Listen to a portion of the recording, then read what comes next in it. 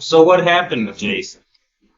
He's a bass player for Soundgarden now. Yeah, but I mean, That's what happened. They were having tryouts and he went ahead and did it. I don't know. Maybe he wasn't really in the band anymore. It just didn't work.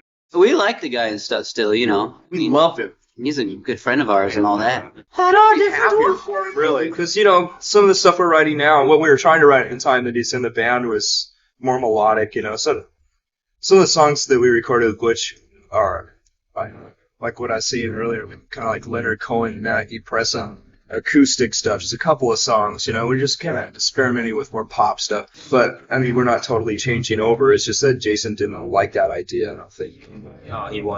He just wanted to play more heavy. He liked the heavier, grungier stuff. And we had a few songs that we hadn't recorded that he really liked, and we didn't want to do them. Mainly, I didn't want to do them because I'm such a dictator. And it just didn't. We were a three-piece for 2 years before, so it's no big deal. I mean, we wanted another guitar player because I'm such a shitty guitar player that I couldn't really be that great of a front man and play guitar. But now that I've studied tablature and guitar world makes, I've gotten a lot better. We also arpeggios. Yes, Chad. Oh, it's awesome. You're the next to go. I'm next on the list, by the way. Ironically, Chad was the next to go. This interview took place on April 18th of 1990. By June of 1990, Chad was gone. Chad was Nirvana's drummer from May of 1988 until June of 1990. Jason Everman was Nirvana's second guitar player from February to July of 1989. I came to the point where I realized I wasn't going to be allowed to participate in songwriting, not anything more than a side guy, which is fun, That was from an interview Jason Everman did with Music Life Radio in September of 2010. Jason Everman and Chad Channing knew each other long before Nirvana. They went to elementary school together. As a matter of fact, it was Chad who introduced Jason to Kurt and Krist. Through being friends with Chad, that's how I met Kurt and Krist. I remember at one point hanging out with them, Kurt broached the idea of adding a second guitar player. I think mainly just to augment them live, not so much in the studio. And I was like, yeah, he gave me a demo tape. I went home, learned the songs. And Nirvana was interesting because at that time they didn't really rehearse. And I think that was just a function of Kurt and Chris lived in one town, Chad lived in another, and I lived in another, and it was just logistically complicated. It's a real awesome like I'm proud of this. I live in the capital of Washington State, Olympia. I live in Tacoma, Washington. Muscle cars and crack cocaine. He's a deer farmer. Frolics naked in the grass with deer. I feed them berries. There's like a ferry boat that connects me to the world of Seattle. It was Jason who paid for Nirvana's first album to be produced. Bleach was made with Jason's money. Kurt, Krist, and Chad didn't have the cash to pay for the studio. Neither did their record label at the time, Sub Pop. More on that a bit later. So it was Jason who paid the bill and saved the day, even though he doesn't actually appear on Bleach. The total cost was $606.17. At that point, I'd been working as a commercial fisherman in Alaska for several seasons and had some money in the bank and was asked to finance the record, and I said, sure. In a few minutes, I'm going to share with you the rest of that Jason Everman interview. But first, I want to share with you a few minutes of my interview with Bruce Pavitt, the co-founder of Sub Pop, Nirvana's first record label, where he talks about Jason Everman and the financing situation for Bleach. Nirvana recorded Bleach at a studio called Reciprocal Recordings. Kurt called me and said, we're about to go on Reciprocal and we need you guys to cover the bill. And I had the audacity, and this is actually very embarrassing, to say, could you front me the money? Okay, the record label's supposed to come up with the cash, but just, can you guys cover it? We'll hit you later. That's how broke we were. And he basically hung up on me. But this second guitarist, Jason Everman, who didn't really play on the record, wound up paying the bill. They went into the studio and he wound up covering the bill. But I do remember Kurt asking me to come up with $600. And I didn't. You know what? And here's the trippy part of the story. Sub Pop never came up with that money, the $600. So when I said a $600 record that sells a couple million copies, I said, that's a good investment. Well, the punchline to that story is we actually spent zero. So it was a zero investment and sold 2 million copies. So that might be the best most profitable record in the history of the music business, if you look at it that way. I will say this, that on the second edition of Bleach, a lot of people don't know this, the first edition had, the first 1,000 were white copies. The second edition were black, but we had a huge fold-out poster of Jason Everman. That was our way of saying, thanks for paying for the recording, bro. Did you have any kind of working relationship with Jason Everman when he was in Nirvana? Not really. He's pretty noted as kind of a serious guy, a little sullen. Definitely rocked, took things very seriously. I thought it was good, when Nirvana played the Moore Theater in Seattle with 1,500 people at the Sub Pop Showcase, the Lame Fest, June 9th of 1989. Jason Everman got on stage. And if you see any of the shows from that tour, you can really see it coming together. He definitely added a lot of punch to the band, but just didn't work out. I'm going to show you more of that interview a bit later. Going back to Jason, here Jason talks about how he actually wanted to be a drummer growing up, but ended up playing guitar simply because it was too much money to buy a drum set. And also his parents didn't want someone drumming in the house.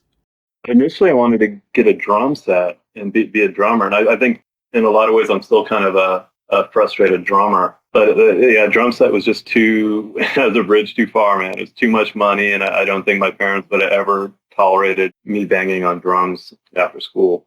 So I went to the guitar just because it was economically that was, what worked. I just started plinking around, listening to my Kiss records, AC/DC, stuff like that, and trial and error, figuring out the guitar. Shortly after leaving Nirvana, Jason joined Soundgarden as their bassist. He replaced their original bassist, Hiro Yamamoto, after he quit the band. Jason was in the band from about September of 1989 till approximately May or June of 1990. Well, he was in this band, Nirvana. By their record. They're an amazing Seattle band, and we were huge fans of theirs. And simultaneously, at the time that our bass player quit, he left Nirvana, so we asked him if he wanted to check it out. He was already a big fan. He learned all of our recorded songs in a few weeks, and when we chose him, all we had to do was just go play. It's really easy. Unlike Nirvana, where we still don't know definitively if Jason quit or if he was fired, with Soundgarden, he was fired. Jason said the following in 2023 about being fired from Soundgarden. Quote, "It's complicated, but at the end of the day, I wasn't getting along with Chris Cornell that well, and obviously who's gonna go? It was me. It broke my heart. Getting fired from Soundgarden put me in a pretty bad tailspin. It was a pretty rough patch in my life for sure, because I loved that band. I never thought they would get as big as they did. Honestly, it was surprising, because they were a great band, but I always thought they were a little too quirky to be huge, despite the Chris Cornell factor. I always thought they were a little too weird to have mainstream success, which was fine with me. I thought they'd be a big indie band like Sonic Youth." End quote. Now, really interestingly, according to Kurt Cobain's longtime girlfriend, Tracy Miranda, after Jason Everman was fired as the bassist in Soundgarden, Kurt was interested in possibly auditioning to be the bass player in Soundgarden. This is from Greg Prado's book, Grunge is Dead. Quote, "Kurt loved Soundgarden. At one point, when they were looking for another bassist, I think maybe when Ben Shepherd joined the band, Kurt actually thought about quitting Nirvana. He wanted to try out for Soundgarden because he liked them that much." End quote. Now, imagine how interesting it would have been if not only Kurt had joined Soundgarden as their bassist, but also if he had joined right after Soundgarden parted ways with Jason Everman. I mean, depending on how you look at it, Jason is either one of the luckiest or unluckiest people in the history of the grunge scene. Here he is discussing his relationship with Chad Channing and how him and Chad were actually in a band together before Nirvana. I've known Chad since 6th grade. He was in my homeroom in 6th grade. Chad was exotic and cool because in 6th grade he had long hair and a mustache. I don't think I played in a formal band until maybe 85, like my junior year of high school, with actually Chad Channing. And we had this band called Stone Crow. It was fun. That was like the first band, like actually loaded up the van and went to Seattle and supported like national punk bands on tour and stuff. So that was kind of my first exposure to playing live. It sounds like your friendship with Chad Channing was the reason that you were able to get into Nirvana. Yeah, that was definitely it. Well, I remember seeing Nirvana, and they were called Skid Row. I think they went through a couple different name permutations, but I think the first time I saw them was at the Community World Theater in Tacoma, like in 1988 maybe. And the reason I got interested is because a friend of mine was like, "Oh, you need to check out Dale Crover's new band." Because at the time, Dale was playing drums with Kurt and Chris. I don't know at what point Chad ended up in the band or what the mechanism was for that. The first time I played with them live was a dorm party at the Evergreen State College in Olympia, this dorm called K-Dorm. Can you describe your time with Nirvana, the types of gigs that you would play with them? Did like a West Coast tour and then the first U.S. tour. The first U.S. tour was, it's the classic indie rock van tour. Load up all the gear, get in the van, play to spotty shows in the smaller towns and maybe bigger turnouts in the bigger towns. But playing a show and then afterwards, you have enough money to buy gas in the next town or buy something to eat. What do you do? In terms of early Nirvana tour stories, during the last 40 minutes or so of this video, I'm going to share with you quotes from Chad Channing, where he reflects on touring with Nirvana, his history with the band, and much more. So what was like the first songs you guys ever jammed on? Floyd the Barber, Spank Through. We had a song called Ranchola. It was really weird. We had a song called Aero Zeppelin. We had a song called Aero Zeppelin. We did. We were more punk rock at least on that one. Kind of like scratch acid rip-offs. I was into hard rock before I was into punk rock. Like at Led Zeppelin and Aerosmith and stuff like that. Or Motorhead. Jason Everman was a hard rock heavy metal guy, so it's interesting to hear Kurt talk about how he was really into those kind of bands before he got into punk.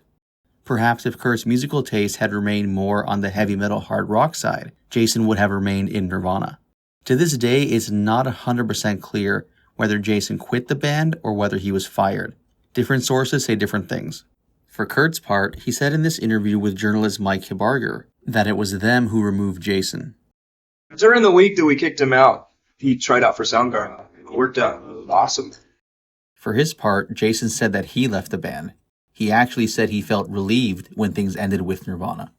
I honestly just felt kind of relieved. It was getting stressful towards the end. In any case, the following is a quote from Kurt where he discusses Jason and Nirvana parting ways. I believe this quote is from 1990. Quote, "It was very mutual. I don't really want to elaborate on it. It was just musical differences. We're really glad it worked out the way it did. He really did keep the band together. It gave me more freedom to jump around into the crowd in the middle of the solo, stuff like that. Get a little bit more wild. I'm becoming a lot more comfortable playing by myself, so we really don't need another guitarist. It's very rare to get people as really compatible as we are, the three of us." Jason Everman didn't actually play on Bleach. He was a good friend who contributed money to pay for the recording of Bleach. In return, we credited him as a guitarist and put him in the picture in the album. Nirvana has always been a three-piece band, even on Bleach. Chad Channing just wanted to leave, although I'm not sure why. But we're still friends, even though we don't keep in touch very often these days. When Chad left, we looked for a drummer and found Dave Grohl, who I think is the best drummer I could ever find. He was playing in a hardcore band called Scream, and he's simply the best, the most incredible drummer I've ever seen. As per Jason, we met Jason maybe a couple of months before we recorded Bleach and really liked him and started hanging out with him. So I started thinking that maybe I like to do a bit more singing and didn't want to worry about guitar playing that much. End quote. It's interesting to hear Kurt say that Chad left the band and he's not sure why, when in reality, Kurt has said at least a few times publicly that Chad was fired from the band. Though in any case, very similar to the Jason situation, Chad departing ways with Nirvana was very much a mutual thing. Just like Jason, Chad was not happy that he wasn't able to contribute songwriting-wise towards Nirvana. Added to the mix, Kurt felt Chad's drumming style wasn't the best for Nirvana anymore, and it was one of those things where both sides just felt like this was the end of the road. I'll be exploring what happened between Nirvana and Chad in much more detail later on in this video. But first, I want to show you something I think is kind of cool. At Nirvana's concert on October 30th, 1993, about half a year before Kurt died, Kurt thought he saw Chad in the crowd. This concert took place at the Hara Arena near Daytona, Ohio. which is on the other side of the country from Seattle, from Bainbridge Island, so it was already unlikely Chad would be there in the first place. Eventually, it turned out he wasn't there, but Kurt thought he was. And so, in front of a crowd of thousands of fans, Kurt gave Chad a pretty cool shout-out.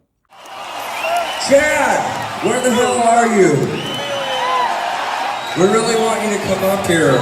So, try to make it over. I don't know where they wanted you to come, on this side or that side, I don't remember, but try to come over, okay?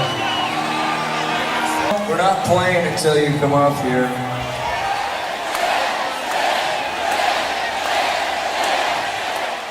Hey Chad, we're really sorry if we freaked you out or embarrassed you or anything.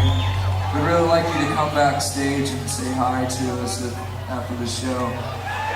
But we'd really like you to play a song. We'd like you to play School with us if you could. In a few minutes, I'm going to get back to the Jason Everman story. But first, as you heard Kurt say, School appears on Nirvana's first album, Bleach. That album was produced by Jack and Dino, and Nirvana's next album, Nevermind, was produced by Butch Vig. However, were it not for a scheduling issue, Jack and Dino may have produced Nevermind. Nevermind was recorded from May to June of 1991, but a year earlier, from April 2nd to 6th of 1990, Nirvana recorded 8 songs with Butch Vig. That was the first time they worked with him. Interestingly, as you'll hear in a minute from Kurt himself, the only reason they didn't work with Jack and Dino for this April session is because Jack was busy.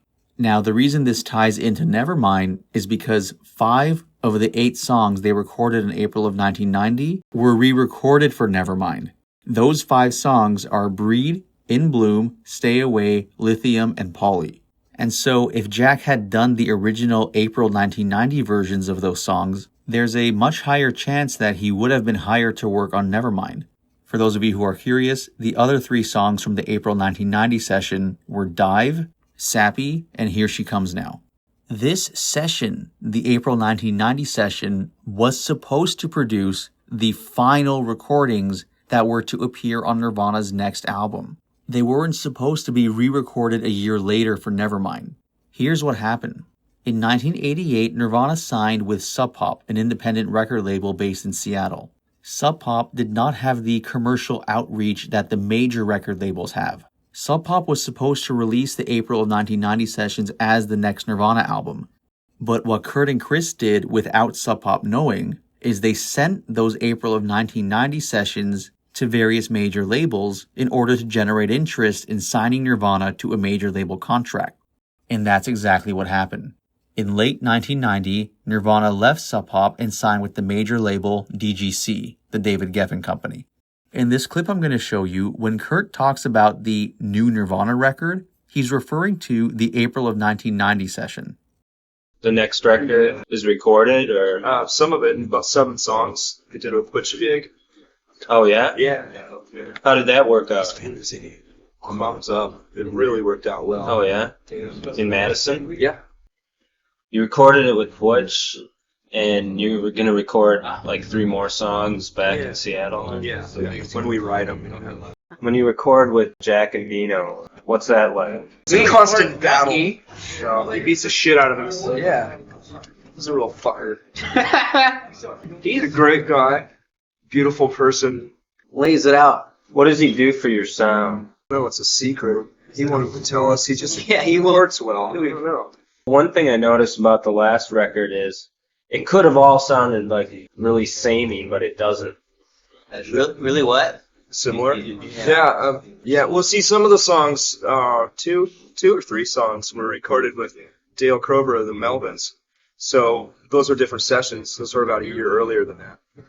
Love Buzz was at a different session. Yeah, Love Buzz was a different session. Big Cheese. So he sort of had a small idea what we were looking for, I suppose. What direction are you headed? More records with Sub Pop?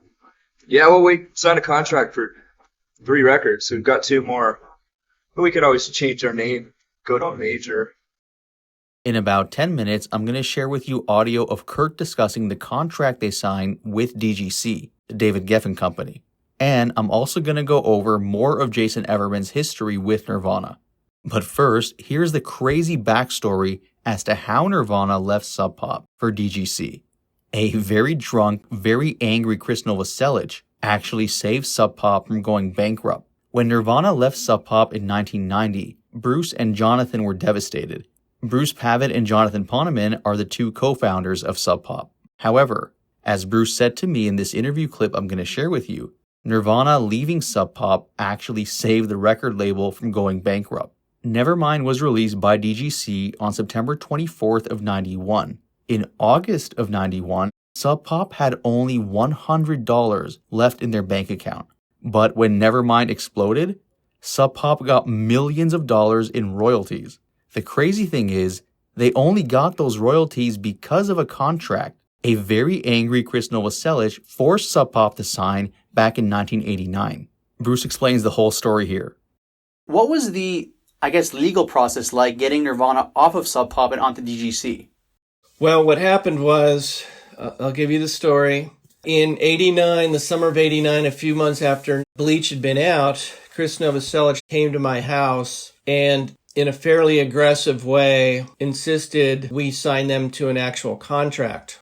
Okay, which saved our ass in the end, right? It was a total miracle because I was not at my house. I was next door at a party, and I thought, I'm going to step on the porch and get some fresh air. And I stepped on the porch to get some fresh air, and I saw Chris walking towards the house. And I'm like, what's up? And, just to color the situation, he'd been drinking. So it was a scary moment where he was like, we're getting a contract, and we went upstairs and we talked and I was trying to chill him out. So it was a miracle that we even crossed paths, because if I hadn't stepped out for that fresh air, he would have came to my house, probably would have got home, sobered up, and whether we would get a contract or not, I don't know if that ever happened. At that time in the 80s, typically indie labels didn't work with contracts. They didn't have money for attorneys, right? So it was always a handshake deal. So we had no money for an attorney, so I called Poneman. He went to the library, he Xeroxed or photocopied a boilerplate contract, filled in Nirvana, cost us 10 cents, right? They come in, they sign it, and because we had that contract, when Nirvana decided to jump to a major label using the recording of their second album that we thought we were going to release, but what we didn't know is that they were sending that out as a demo to major labels. DGC stepped in and said, we're taking these guys, just gonna have to deal with it, but we'll negotiate, a settlement. So it was kind of a bittersweet moment, but because they were signed to 2 more records, we got royalties from In Utero and Nevermind, so that really totally saved our ass. There's money coming into the label. We're signing new acts, like literally millions of dollars are pouring in. Whereas, like I said, we had less than $100 in August of 91. That all changed within 6 months. We're rehiring, we're re-signing. Bleach is going through the roof. We sell 1 million copies of Bleach. Again, millions of dollars are coming in. So that was all exciting. And then for us, the mania that happened in Seattle, you'd have camera crews coming in from Spain. And of course, we had an office, so they could always get an interview with us. And I remember doing like an interview a day for at least a year because the Seattle grunge thing was blowing up. So it was ridiculous. It was exciting. It was a little weird, but ultimately it was an amazing, amazing time. At the end of this clip, Bruce talks about a conversation he had with Kurt on January 11th of 92. That was the day Nevermind topped Michael Jackson's album Dangerous as the #1 album in America on the US Billboard charts. That same day, Nirvana played on Saturday Night Live. This was when Nirvana mania was really hitting its peak, and Bruce discusses what Kurt's emotional state was like on that day, and in general how he was feeling about the newfound fame he had.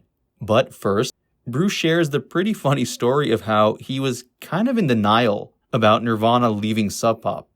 I was really pretty oblivious. It's my understanding Kurt made up his mind, but still, in my mind, I literally couldn't imagine them doing that, even though I went through this whole process. John's like, I think major labels are looking at them.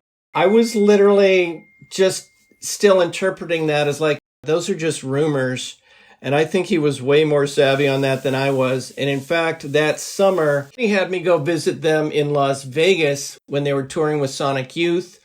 And I go to Las Vegas, and in the dressing room, there's a couple of guys from DGC, and it's a little strange, but I'm like, oh, the DGC guys are here, and we're chit-chatting, and, in retrospect, it's just totally obvious what was going on, but I think I just didn't think they would actually do it, that they would stay indie because they were very punk in spirit. And at that time, very few bands did that. So it was almost inconceivable to me that they would actually do that. John said, visit Kurt and tell him he's got to stick with Sub Pop, convince him to stay with the label. And I did. I brought him some records of outsider artists like Daniel Johnston. Hi, how are you? I gave him that album. You later see him wearing that T-shirt everywhere. Well, that was a gift, and it was my way of saying we are always going to support the outsiders. Corporations are not going to do that, so we are going to respect your creativity and support Nirvana. But he also knew we were pretty broke at the time. So when did you first realize that Nirvana was in fact going to leave the label?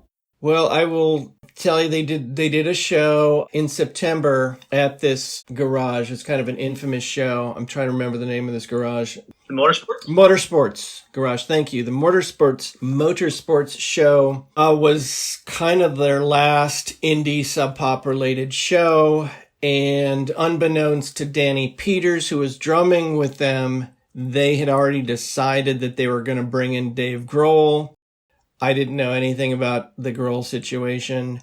Sub Pop had just put out a single, Sliver and Dive by Nirvana. And Nirvana just kept telling us, hey, we need some time before we put out the album, so here's a single. So that's what they're telling me, right? And I'm just taking that at face value. So it was right after that show, somebody basically said, we're seeing Nirvana riding around in limos. You know that, right? Everybody's courting them. And I'm still like, no, it's not happening. It was just like this weird psychological thing. And finally somebody said, dude, they signed to DGC. And I think I kind of snapped. I remember being just profoundly sad, like that it sunk in that, yes, this is happening. It's kind of like you hear maybe your girlfriend's cheating on you and you're like, no, that wouldn't happen. And then next thing you know, you don't have a girlfriend anymore.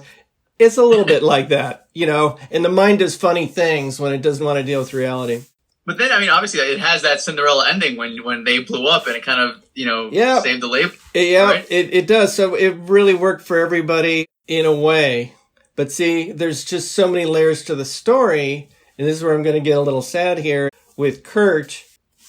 He's no longer with us, So there's so many different ways of looking at the story. But ultimately, it's safe to say that they had a tremendous cultural impact. I will say that the last time I really had a good conversation with Kurt was at a key point in their career, was after their set that they played Saturday Night Live. They played Saturday Night Live like the second Saturday in January. Their record had just knocked Michael Jackson off the #1 spot. It was kind of the peak of the explosion.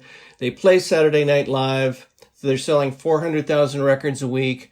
And I went backstage after the show and I got to hang out with Kurt. And it was just him and me talking.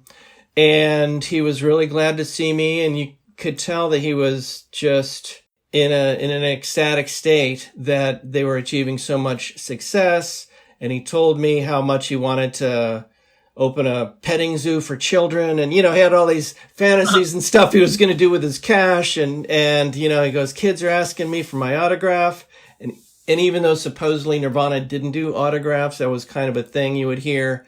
He specifically told me that he was honored. He was enjoying being a rock star. He was straight up. It was like, kids are asking me for autographs. It's cool. It was good. He was in a really good place.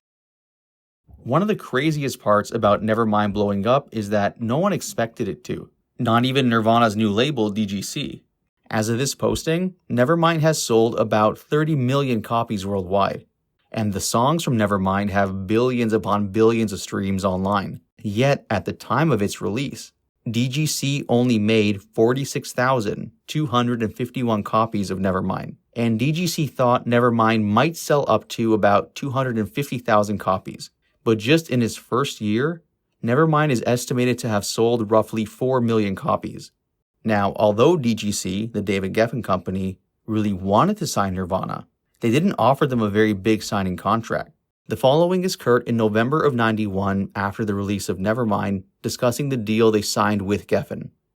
We weren't offered very much money, very small amount compared to most bands that sign, which is good because then we can recoup the money that we sell off the record. A lot of bands get this big, huge advance, like $1 million, and then they're, if they don't sell enough records, they're in debt to the label forever. You know, they can break up within a year and then they still are having to work at gas station jobs and pay off the label. The money that is basically just a loan. Yeah. If we didn't go that route, we could have. There were a few labels that were offering us a lot of money, but they weren't the right label. We're really happy with DGC. They approached us like all the other labels, and we took a tour of their offices, and it was very like a community type of place. It's just like a big house. And one of the main reasons why we signed them is because a lot of people who work in the alternative department have worked at independent labels. We just wanted to make sure we had really good distribution and people could find our records, because we were tired of kids coming up to us at shows and saying, "Oh, we can't find your record anywhere." The fact that we're on a major label, commercial radio stations in America will only play bands that are on major labels. So I know that just for the fact that we were on a major label had a lot to do with it. That was from an interview conducted on November 21st, 1991. It was done in Paris, France by journalists Anne-Catherine and Vivian Vogue. At the time, Nirvana was in the midst of touring Europe as part of the release for Nevermind. Nevermind had just come out 2 months earlier on September 24th of '91. The following is from the same interview where Kurt reflects on whether he was expecting Nevermind to become as big as it did. Oh no, absolutely not. Not the scale that it's gone to. We were aware of the anticipation of the album, but there was no really collective promotional scheme. It was very organic. Also, I'm pretty convinced that the programmers, the people responsible for playing in the radio are sincerely into our music. I think they really like it. We've been told that when we go back to the States and we start playing again, we'll be playing in front of like 10 to 20,000 people at an average show. We've played a few larger places, and it isn't that impersonal as long as you still feel the spirit of everyone and you can tell that everyone really likes it. But if it gets too big, we'll just simply break up. If it starts becoming a job, we can always do something else. Just break up, write different songs. It's really easy to destroy a career if you don't like it anymore, you know? I mean, you can simply just break up. We'd still play music together because we're good friends and we like to write songs. Hopefully we have enough common sense or intuition to know when we stop writing good songs, you know? A lot of bands don't realize that. They just keep milking it for years and years. When it came to songwriting, of course, Kurt was by far Nirvana's principal songwriter. He basically wrote every single Nirvana song by himself. A notable exception would be Smells Like Teen Spirit, which was written by Kurt, Krist, and Dave. In any case, as discussed earlier, songwriting was one of the issues with both Jason Everman and Chad Channing. Neither Jason or Chad were getting the chance to really contribute songwriting-wise to the band. The following is another quote from Jason Everman where he discusses how the songwriting situation was one of the main issues that led to his departure from Nirvana. Quote, Chad, who is a great songwriter in his own right, had a song idea that was summarily dismissed. After that, I didn't really consider throwing any of my ideas into the ring. I always felt kind of peripheral. I don't remember ever being asked for input on songs in that band, which is ultimately why I left.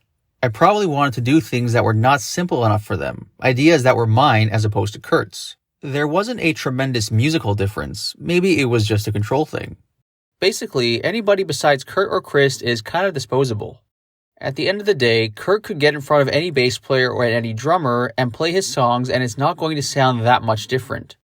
I think the musical artistic difference was a friction point between us, and probably something that would have most likely led to me leaving the band at a later time anyway. That, and the fact that I would have been shut out creatively. I think that the popular narrative is that I was this knuckle-dragging heavy metal guy who just didn't get it.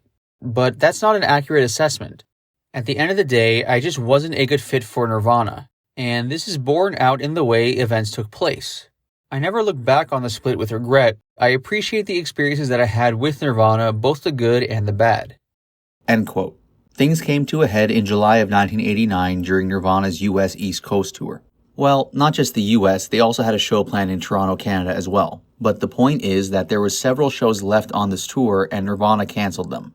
The band's last ever show with Jason Everman was July 18th of 1989 at the Pyramid Club in New York City. After that show, due to a combination of exhaustion, deteriorating relationships, etc., the band cancelled the rest of the tour. However, as you'll hear from the Jason Everman quote, which I'm going to continue now, he was actually surprised that the tour got cancelled, even though he himself was no longer happy in Nirvana. He thought they would at least finish the tour. Quote, "By the time we got to the Northeast, things were strained. I'm generally quiet by nature, but was probably talking less by that point. The fact that there was a lack of communication during these last days of that tour is probably the salient feature of that event. I was definitely done, and I told Chad in most likely those same words. I'm sure Kurt and Krist were done as well. The he said, she said quality of these accounts are obvious and tired. I think that the most objective way to sum it up is that it was implicitly mutual. I didn't think that the Pyramid show would be my last show with Nirvana, however. I assumed that we would suck it up and finish the tour. What stands out most for me in retrospect was when they dropped me off in the alley behind my house in Seattle. I didn't believe I would see any of those guys again, even Chad, and I was at peace with that. I went into my room, dropped my pack and guitar on the floor, and just felt completely relieved. In a sense, I was free." End quote. So how did you guys meet? Kurt and I originally lived in a small community in Washington, and we just kind of found each other. There's not too many people in that small community who like punk rock. Yeah. It's like, it's too hard. You meet somebody, oh, this is just another one of those fucking geeks, you know? Hey, man. The following is from the interview Kurt did with MTV in December of '93, where he discusses his relationship with Krist Novoselic, the first songs they worked on, and more. Can you tell us about when you and Chris first met? Is it true it took a while for you to get him involved in doing something? Yeah, for a long time. I knew him for at least 3 years before we started playing seriously in a band together. But we had, like, side bands with Buzz and the Melvins, other members of the Melvins and friends of ours in that area. We got together and played in a few bands, like the Stiff Woodies. We'd play at local jock kegs, you know. We'd put Knox gel in our hair like GBH and go and play live music at these shows, and I mean at these parties, and it was great, you know. We freaked everybody out. But everyone was so drunk that they didn't care about our appearance. They just wanted live music. So what was it that finally made you? I mean, I guess it was just Chris didn't want to be in a band, right? I don't think he ever really had very many aspirations to be in a band, really. He just liked playing guitar. I knew he had a guitar for years. But Dale Crover, the drummer for the Melvins, and I made a demo in like late 85, at my aunt's house on a 4-track. And I had the tape for about a year or so.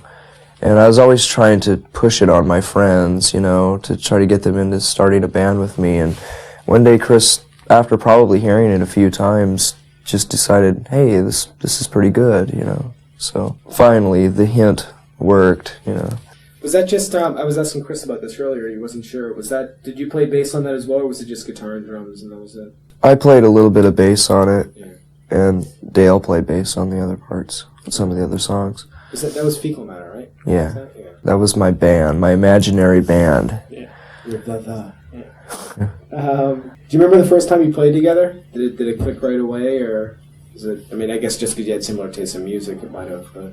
I think it clicked in a way where just the fact that we were actually playing music, and I heard these songs with a full band for the first time, it was just so amazing, you know, to actually play. I mean, I'd heard these songs because they were recorded, but all the instruments were dubbed, you know, and to play them live in a room, you know, it was amazing. It was like the most incredible thing I've ever done, and I'd been wanting to do it for years, you know. I mean, I was like 6 years overdue of already having a guitar and wanting to play with other people, but I could never get anything past like some guy that plays drums, and he'd bring his drum set over to my house, and I'd start playing this raunchy music, and they'd leave, you know. I could never get anyone to stay more than a day or a few hours. Was he playing him the way you pictured them being played, or did he just add something more to it that you liked even better, or how was it? What was your first reaction to him playing? To his playing, he basically played the same notes that were on the tape already. We basically just played the songs that were on the tape, on the Fecal Matter tape. So, yeah. I mean, he's added stuff. He's added his own style to the band now since we've started writing songs together. But initially we were just playing those songs off that tape.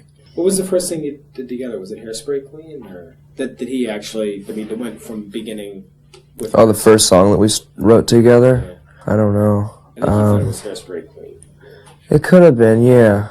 But even at that time, when we first started writing songs, I would come up with the bass lines and everything. I would show everyone what to play because I was still writing songs, on my own time. But that was probably one of the first songs that I had written at that time, and we started to practice with as a band. Krist Novoselic is the unsung hero of Nirvana. Kurt Cobain, rightfully so, is the first name people think of. Then there's Dave Grohl, who's a superstar in his own right. And so Krist Novoselic basically becomes the middle child. He's the overlooked sibling of the band. Yes, of course, there were other members of Nirvana. I've mentioned several times, for instance, that I think it's ridiculous Chad Channing was not inducted into the Rock and Roll Hall of Fame with Kurt, Krist, and Dave. But of those three, Kurt Cobain, Krist Novoselic, and Dave Grohl. Krist is the one who's overlooked, despite the fact his relationship with Kurt Cobain was so important to the survival and development of Nirvana. Kurt and Krist were the only two members of Nirvana to be with the band from the very beginning to the very end. They started the band together as teenagers in Aberdeen, Washington. In this video, I'm going to take a deep dive into the history of Krist Novoselic and Kurt Cobain's relationship. Now, first and foremost, how did Krist end up in Aberdeen, Washington, Kurt Cobain's hometown? Unlike Kurt, Krist isn't originally from there. He's from Compton. Yes, that Compton. Krist Novoselic was born in Compton, California on May 16, 1965. He's about 2 years older than Kurt, who was born on February 20th, 1967. The Novoselic family moved to Aberdeen in 1979. However, shortly after, Krist's parents sent him to Croatia for a year. Upon returning to Aberdeen, Kurt and Krist eventually found each other and would literally go on to change music history. I'm going to share with you a quote now from Krist Novoselic from 1992, where he discusses how Nirvana has changed his life financially. In this quote, Krist also touches on his childhood. This is from the book Cobain on Cobain. Quote, I was born in Compton, California. I'm from straight outta Compton. Eventually, my family moved from Compton to San Pedro, California, about 20 minutes south. Then we moved to Aberdeen, Washington in 1979. I freaked out on the move, so my parents sent me to Croatia for a year. Croatia was really nice. People were very down to earth there. School was a real experience, very serious. You have a lot more courses you need to take in Croatia than in American schools. It's a pretty neat place, but in any case, after a year, I moved back to Aberdeen. There was kind of a little scene in Aberdeen. The people who didn't fit in and who liked punk rock music, we had our own parties. We did our own thing. In terms of Nirvana, so much has happened to me in the past year, it's like winning the lottery. Go buy a house, go indulge in materialistic acquisitions. My wife and I were always poor. The end of the month would always be stressful. Gotta keep the lights on, gotta pay the rent. There was all this car insurance, etc., but now I've been alleviated of all those financial burdens. It's been said that the only good thing about having money is that you don't need to worry about it anymore. So I guess I'm pretty happy if I don't lose it all tomorrow. Hard to say. But if I truly was the anti-materialist that I claim to be, I'd be happy living in a wooden hut in the woods. Right now, as a band, we're just kind of taking it easy, laying around and sleeping in. We're just working class guys. We're not going to become materialistic and screwed up. Nothing will change my mind. I'm really sure about that. Yeah, success has been a huge pressure on us, but there comes a time when suddenly you decide to move on. The root of all of this is the music we do, and that is still something that comes exclusively from inside us. Once we'd got our heads together and gotten our position straight, it was different. Personally, I think I feel much better now. I can be a lot more relaxed about things, I'm grateful for everything that happened to us, as well as the position I'm in personally thanks to these events. What I appreciate most of all is that this time we've had direct and privileged access to the media. Our music is still the same, but the media are introducing us to a lot of people now. That allows us to expose our ideas and views to a huge audience. Today, I can communicate with a lot of people on a lot of topics, something that was impossible before. My private life hasn't changed, at least not greatly.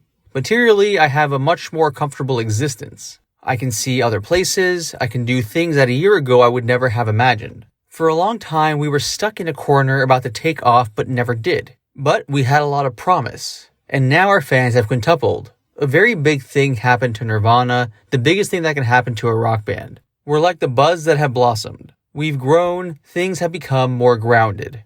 All that's left to find out is where we'll go after this. End quote.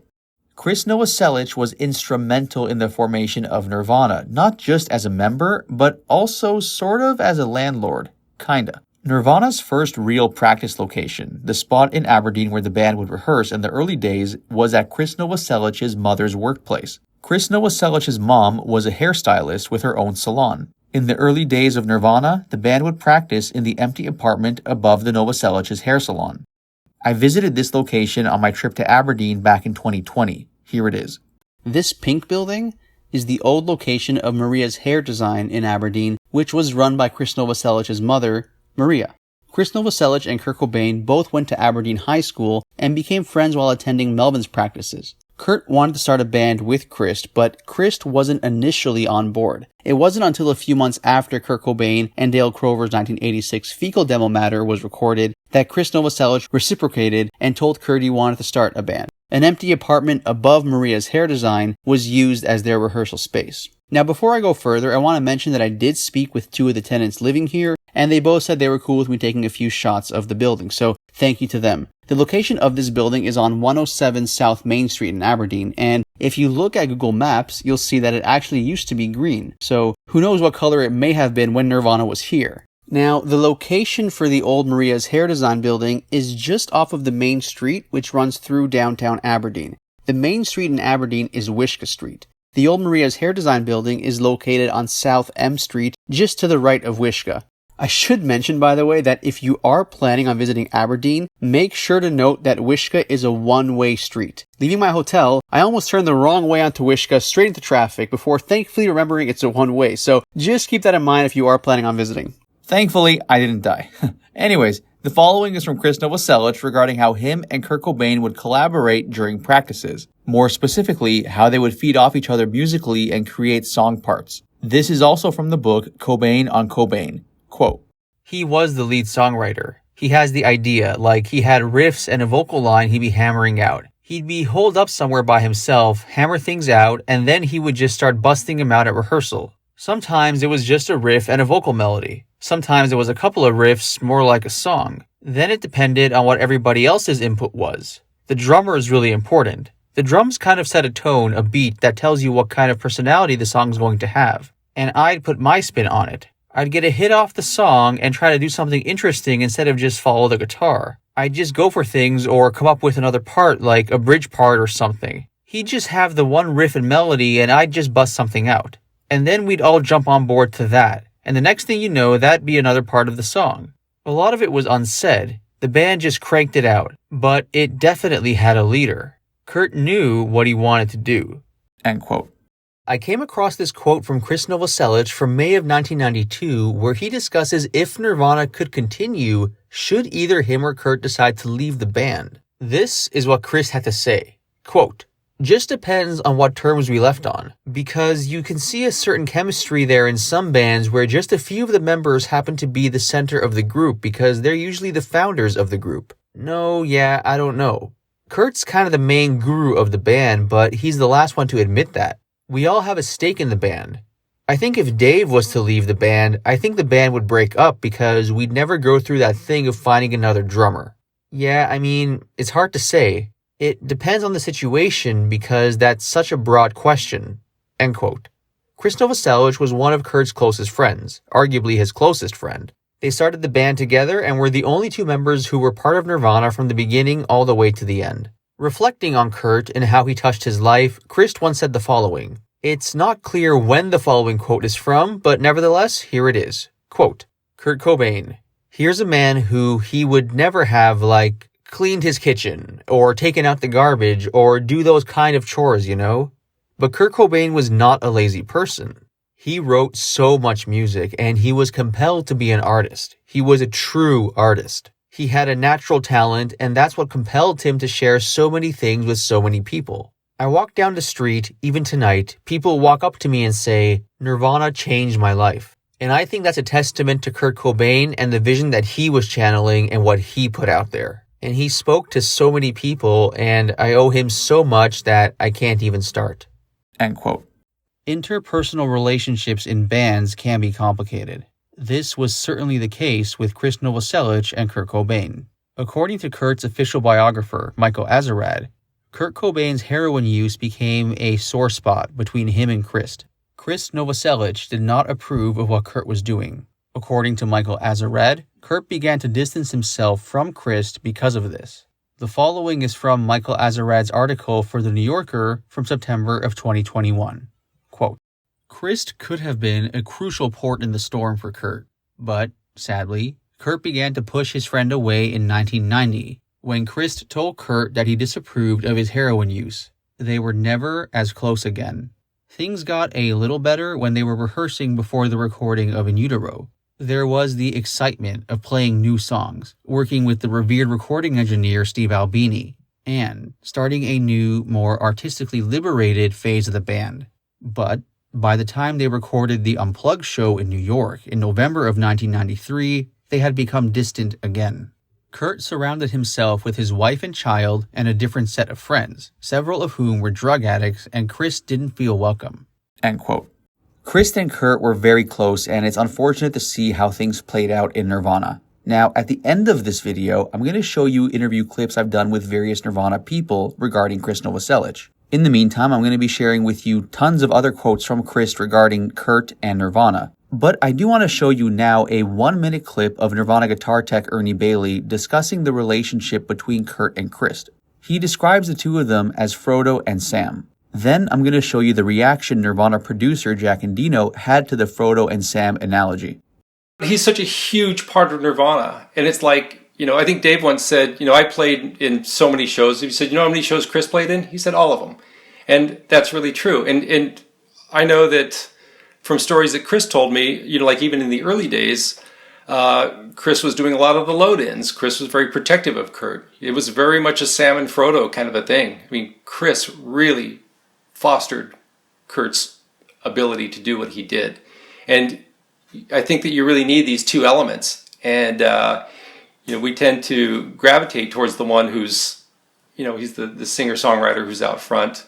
And then, and I think that Krist was perfectly happy to be in the background and let Kurt get all the attention, because it was very overwhelming for everyone. And I think he was as private of a person as Kurt was. Ernie Bailey, and he basically, in his view, he said the best way to look at Kurt and Krist is Frodo and Sam. That's kind of how his view of them was. Do you agree with that? Yes. That's a pretty good way to look at it, actually, in a way. Except that Sam is like twice as big. Yeah, that's an interesting way of looking at it, actually. But who is Gandalf? That's the question. That's true. And who is Sauron? That is true. The following is from Gillian G. Gar's book, Entertain Us, The Rise of Nirvana, regarding the relationship between Kurt and Krist. Quote, Kurt would finally find the musical partner he'd been looking for in Krist Novoselic. Kurt and Krist had previously jammed together as teenagers and were both in a Melvin side project called the Stiff Woodies, a name inspired by the name of a Seattle punk band, Limp Richards. That band was just like a revolving door. Just messing around, says Krist. Just having fun and drinking alcohol and jumping around and screaming, making noise. Kurt played both guitar and drums in the group, and Krist occasionally took a turn as a singer. A surviving recording of a session at Chaos, Evergreen's radio station, has him handling the lead vocals on the up-tempo breakdance boogie, enthusiastically urging the listener to, quote, party down, party up. At the time, Krist's musical ambitions were less serious than Kurt's. I was having fun, having kicks, he says. I always wanted to be in a band, but there was nobody I could be in a band with. Now that he'd returned to Aberdeen, Kurt gave Krist a copy of the Fecal Matter tape. I was dinking around the house listening to it, And I said, hey, this is really good, he recalls. I really liked it. I thought it was cool. It was good melodies and interesting. He was especially impressed with Spank Through. It's a well put together song, Krist said. It's got a hook. It's kind of unique. It sounds different. And I went, yeah, let's do it. We kind of found each other, Krist says of his musical alliance with Kurt. Just out of necessity. Just to play music together.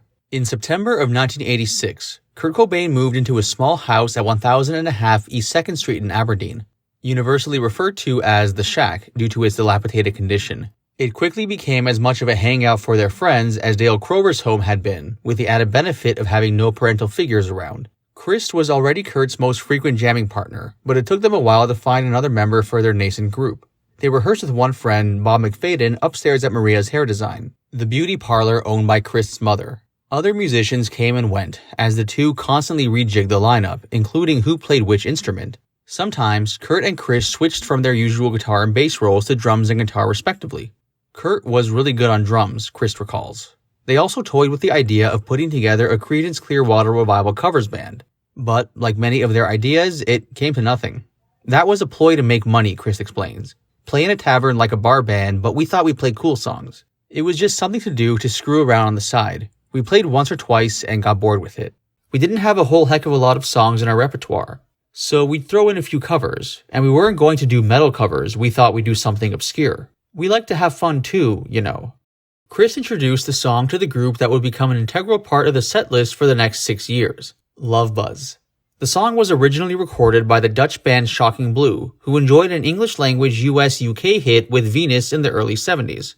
Krist found the song off a self-titled American compilation of the band's work that had been given to him by a friend who picked it up at Dill's secondhand store in Aberdeen. The whole beauty of Dill's was that everything was $1, says Ryan. It didn't matter what it was. Every record was $1, and so if you found a gem, you really had something, because you were only going to pay $1 for it. Ryan, of course, being Ryan Agar, a close friend of the band's. I put the record on as I was getting ready for work, and I thought, goodness, this is great, Krist recalls. And that song came on, and I was like, this is a really cool song. When Kurt came over the next day, Krist wasted no time in playing him the record. Check this song out, he said. Isn't it cool? Kurt agreed, and suggested the band do a cover of it, although they didn't bother telling Aaron it wasn't an original number. We played that song for 6 months before I even knew it was a cover, says drummer Aaron Burkhardt. I mean, it's not like we sat down and Kurt put it on and said, this is the way it goes. I just figured Kurt wrote a new song. End quote. I'm going to share with you a few quotes now from Chad Channing regarding Kurt and Krist. As mentioned off the top, I find it ridiculous that Chad Channing was not inducted into the Rock and Roll Hall of Fame along with Kurt, Krist, and Dave. Chad was the drummer in Nirvana from parts of 1988 to 1990, the period where Nirvana released their first album, Bleach, and various other recordings including the 1990 Nevermind demo. Quote, Krist was the talkative one. Kurt seemed on the quiet side, almost timid. Kurt and Krist always had a pretty good relationship. It was like a special little brotherhood sort of thing.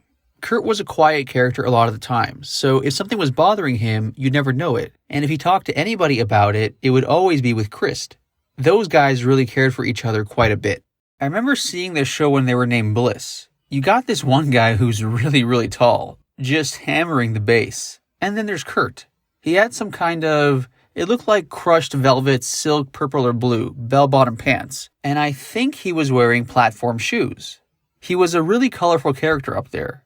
He's louder than hell, screaming, and then there's Krist, who's standing the size of the Eiffel Tower on one end. I first met Kurt and Krist at a Malfunction show. They were playing the Community World Theater in Tacoma. I went there, and a friend of mine, Damon, introduced me to Kurt and Krist because they were looking for a drummer. Before that, I was in a band called Tick Dolly Row, which had actually featured Ben Shepherd, who, of course, would become part of Soundgarden. In fact, that's how Kurt and Krist heard about me. A friend of mine, John Goodmanson, had this radio show at the college station, and Tick Dolly Row went up there. As I would learn later, Kurt and Krist were listening to that show and thought, wow, that's some pretty cool stuff. The thing that lured me into their band was how simple the music was, yet with the vocal melodies was just really cool. He did a really good job of taking something simple and making it sound really, really good. End quote. As mentioned, Chad Channing was the Bleach era drummer of the band. He also played drums on the April 1990 Nevermind demos. The following is from Krist Novoselic regarding his thoughts on Bleach versus Nevermind. This quote is from late 1991, the year Nevermind was released. This is from Cobain on Cobain. Quote, Bleach was an 8-track recording done for $600, while Nevermind was done for thousands of dollars in a 24-track studio.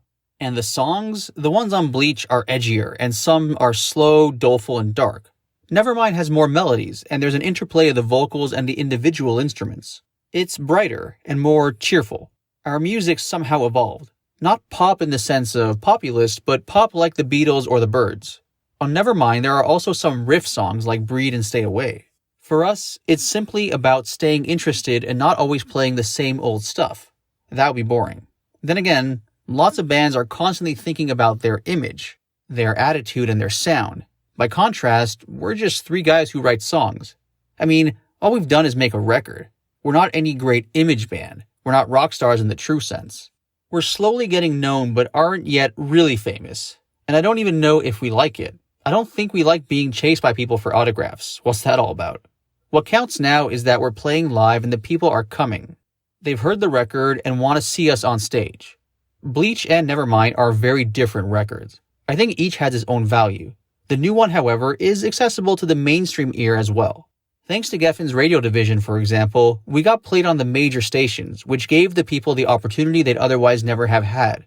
As a result of lots of people asking, "What's that?" we naturally got played more often, and people bought the record.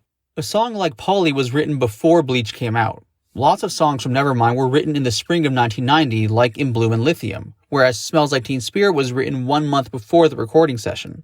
In reality, that's the problem with labels. They take forever to put out records. Besides, the band is changing, and if you listen to the demo tape that we made in the beginning of April of 1990, you can really tell that there were already all these different elements that were there from the start. With regard to the next record, it'll certainly be more experimental.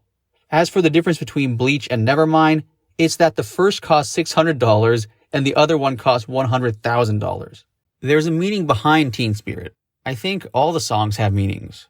I don't think they're meaningless or anything. I mean, I've read the lyrics off the lyric sheet and I've got a hint of what they mean. I think they're really good. I think there are plans for a lyric sheet to surface one of these days. I haven't paid much attention, so I don't know. I don't want to talk about the lyrics because they're Kurt's lyrics, but I've heard him express that he likes to keep things cryptic and open-ended. But I think he knows what the song means. The songs have meanings for me too. They affect me personally and probably different than, say, maybe they affect you. It's the old artistic cliche. It's open for interpretation.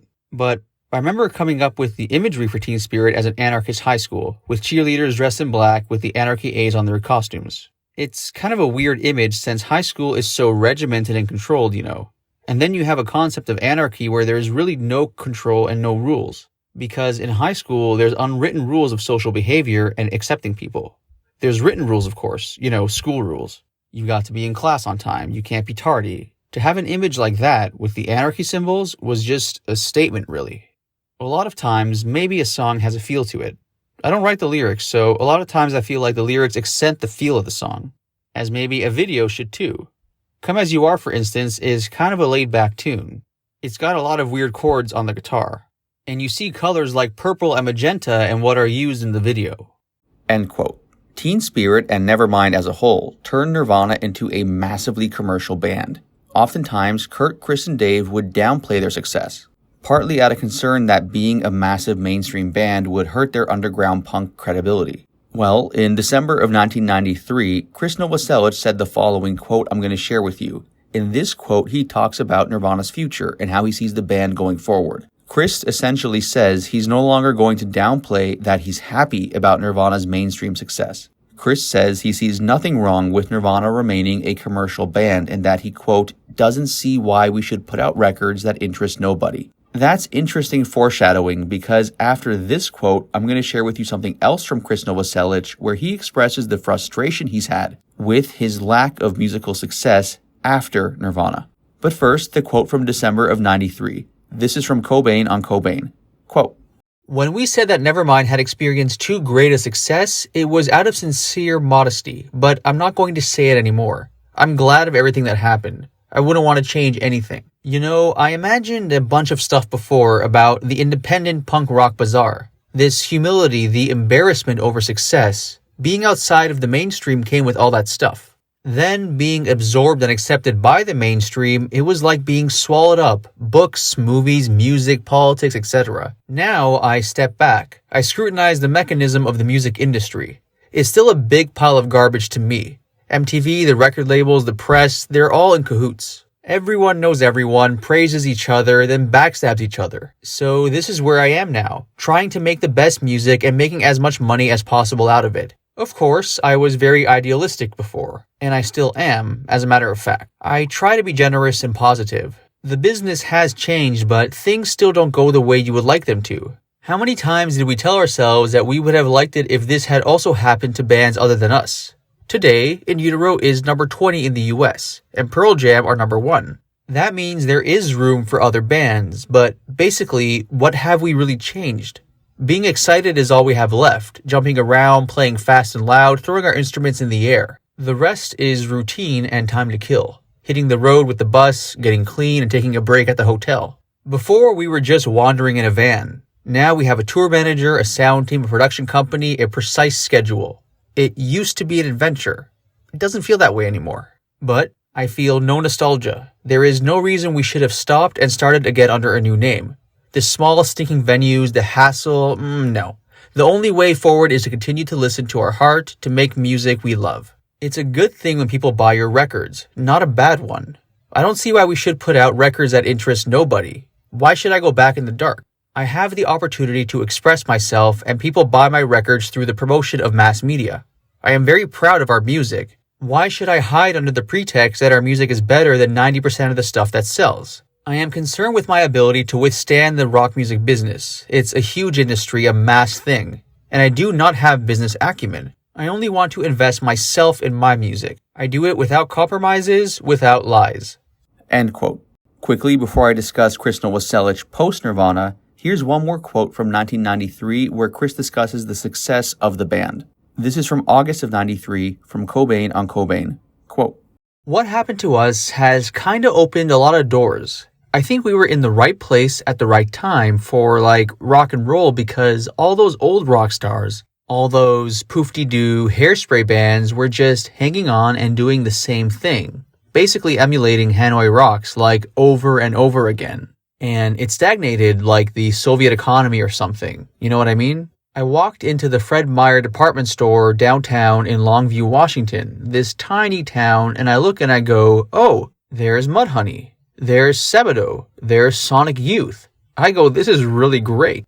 And before I think, the old dinosaurs were just holding on for as long as possible. But then we had this really strong song, Teen Spirit, and at the time there were no number one rock records. Maybe R.E.M. was number one and Metallica came out with good stuff, but just change had to happen, Just part of the whole human experience is change, so I think that next we're probably going to be the old hacks, and there will be this young, happening band going on and probably slagging us off, or something for being dinosaurs. And we would have totally consolidated our relationship with people in MTV, music labels, different magazines. We're going to be like the establishment, and hopefully someone will come by and kill us.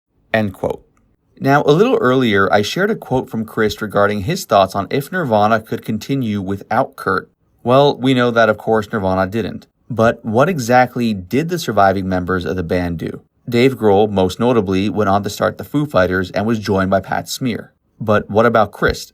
Yes, Krist has collaborated with the Foos, but unlike Pat Smear, Krist Novoselic has never been an official member. So what's Krist been up to? Well, he's dabbled in politics, he's appeared in a Robin Williams movie, he's been divorced, he's gotten remarried, and he's been involved with multiple bands. Yet, despite his massive success with Nirvana, Krist's new musical journey was struggling to really break through. Frustrated, Krist at one point even posted a statement online that he quits, that every band he's ever been in falls apart. Long story short, Krist Novoselic's journey after Nirvana is actually pretty interesting.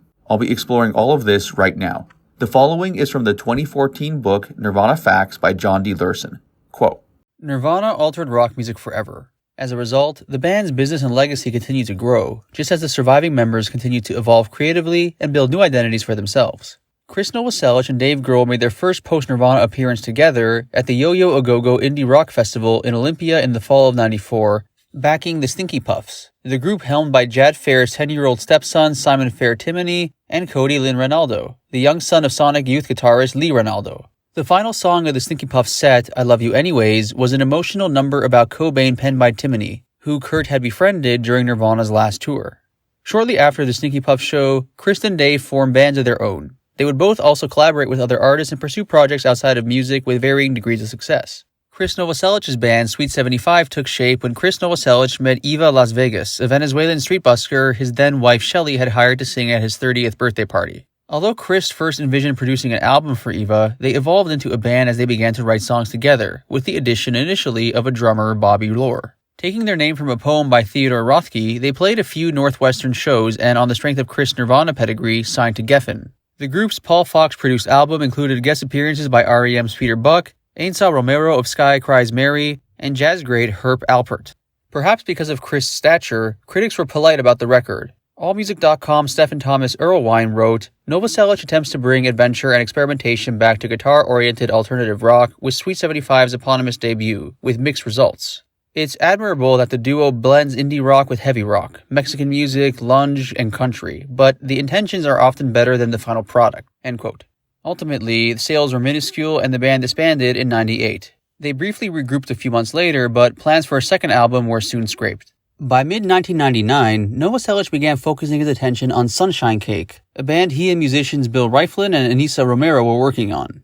Concurrently, Krist directed his first movie, L7 The Beauty Process, a low-budget, tongue-in-cheek documentary about Nirvana's former touring partners assembled from footage that he shot on tour in '97. By the end of 1999, Krist had launched a one-off punk band called the No WTO Combo, with former Dead Kennedys frontman Jello Biafra, Soundgarden guitarist Kim Thayil, and drummer Gina Mainwall. They booked a gig at the Showbox in Seattle for the night before the World Trade Organization Summit in Seattle, but it was postponed because of the curfew zone issues and rescheduled for the following evening. A recording of the gig would ultimately see release via Biafra's Alternative Tentacles label as Live from the Battle in Seattle. Jack Endino mixed the EP, which also included a 15-minute speech by Biafra. In 2002, Krist Novoselic formed Eyes Adrift with Meat Puppets frontman Kurt Kirkwood and former Sublime drummer Bud Gaw. It's been fun for us to get back to playing music, Krist said on August 27, 2002 in an interview for Rolling Stone. After all, we're musicians. We should be playing and creating music. Speaking just a few weeks ahead of the trio's debut via the now-defunct New York indie label Spin Art Records on September 24, 2002, Krist was hesitant to accept Eyes Adrift being labeled as a supergroup. Citing the likes of 80s bands Asia and Mike and the Machines, he joked, "That term has a bad connotation. We've all got our past, which we're really proud of, but our future is Eyes Adrift. People have it in their heads that we got together because we all had tragic situations in our previous bands, but it was purely coincidental. That would be like saying that we all got together because we all come from trios." Novoselic explained how the trio came together after he dropped in on a solo gig that Kurt was playing in Seattle in the fall of '01. "I was like, wow, Kurt still got it." Afterwards, I approached him about getting together to jam. Ironically, Bud, who I'd never met yet, but who was also a fan of Kurt's guitar style, was thinking the same thing after he saw Kurt playing solo down in California. So he called up Kurt to see if he'd be interested in jamming. Once we all got together, I had some songs and Kurt had some songs, and we made up some more, and it was really comfortable. Honing that new material in Kirkwood's hometown of Austin, Texas, Eyes Adrift road tested the songs during a club tour in January and February of '02. Those gigs in venues like I Spy in Seattle, the Troubadour in LA, and Emos in Austin, in front of fans in old Nirvana, Sublime, and Meat Puppet t-shirts, were quite reassuring to Krist and the others. "How could we not feel confident in that environment?" he explained. "No one who showed up really knew what to expect from us. I hope they weren't expecting Teen Spirit or Backwater, but at the end of each show, people were into it. We didn't see anyone walk out of those shows, and for $10 or $12, we gave them real entertainment." After that preliminary tour, Eyes Adrift spent 3 weeks in an Austin studio and came away with a diverse 12-song rock and roll debut. The melodic Inquiring Minds was one of 3 songs that Novoselic sang, lashing out about the media circus that exploited the '96 death of John Benet Ramsey, the child beauty queen. "I was in a supermarket in Austin when we were in the early stages of the group, just working out the material," he added. "And I saw one of these tabloids and it had one of those computer-enhanced photos of John Benet with a headline about what she would have looked like now. I found the whole thing quite sickening. I also kind of identified with it because of what I personally experienced back in '94 with the death of Kurt." Despite Krist's positive outlook, Eyes Adrift failed to light a spark at radio or retail. According to Billboard.com, it sold just 9,000 copies in its first year. Not long after wrapping a 3-month tour in San Antonio's White Rabbit on December 8th, 2002, Eyes Adrift split up. In a post to the band's official website on August 5th, 2003, Krist Novoselic wrote, "I quit. I can't deal," expressing his frustration with the music business. "Every band I've ever been in just falls apart. That hurts, but I've got a thick hide from years of conditioning." Novoselic, 38 at the time, went on to say he wasn't quitting making music altogether, but revealed he was thinking about a run for political office. "I'm relatively young," he wrote, "and I want to follow my compulsions." In between Krist Novoselic's political activities, he returned to music for a time, joining Flipper on bass in November of 2006 for touring and recording purposes. In 2008, a studio album titled Love was recorded at Novoselic's Murky Slow Studios on his farm near Deep River with singer Bruce Luce, guitarist Ted Falcone, and drummer Steve DiPace. It was produced by Jack Endino. Novoselic left the band in September of 2009 to focus on his responsibilities at home. From November 2007 to September 2010, he maintained a regular column in the Seattle Weekly, where he most often wrote about music and politics. He also appeared as a newspaper vendor in the 2009 Robin Williams movie, World's Greatest Dad. And on a personal note, having divorced his first wife Shelley Dilley in late 1999, he married Darbury Stenderu, an acclaimed textile artist, in early 2004. End quote. Now, that was some of the things Krist has done post-Nirvana. But what about pre-Nirvana? As mentioned earlier, Krist was born in Compton before moving to Aberdeen, then Croatia, then back to Aberdeen. But that's just a very quick summary of Krist's early life. The following is a much more in-depth look at Krist's early story by journalist Jillian G. Gar, including how in Croatia, Krist learned to assemble a machine gun. I'm going to read this to you from Jillian G. Gar's book, Entertain Us, The Rise of Nirvana, while I show you footage I took of the famous bridge in Aberdeen and the surrounding area.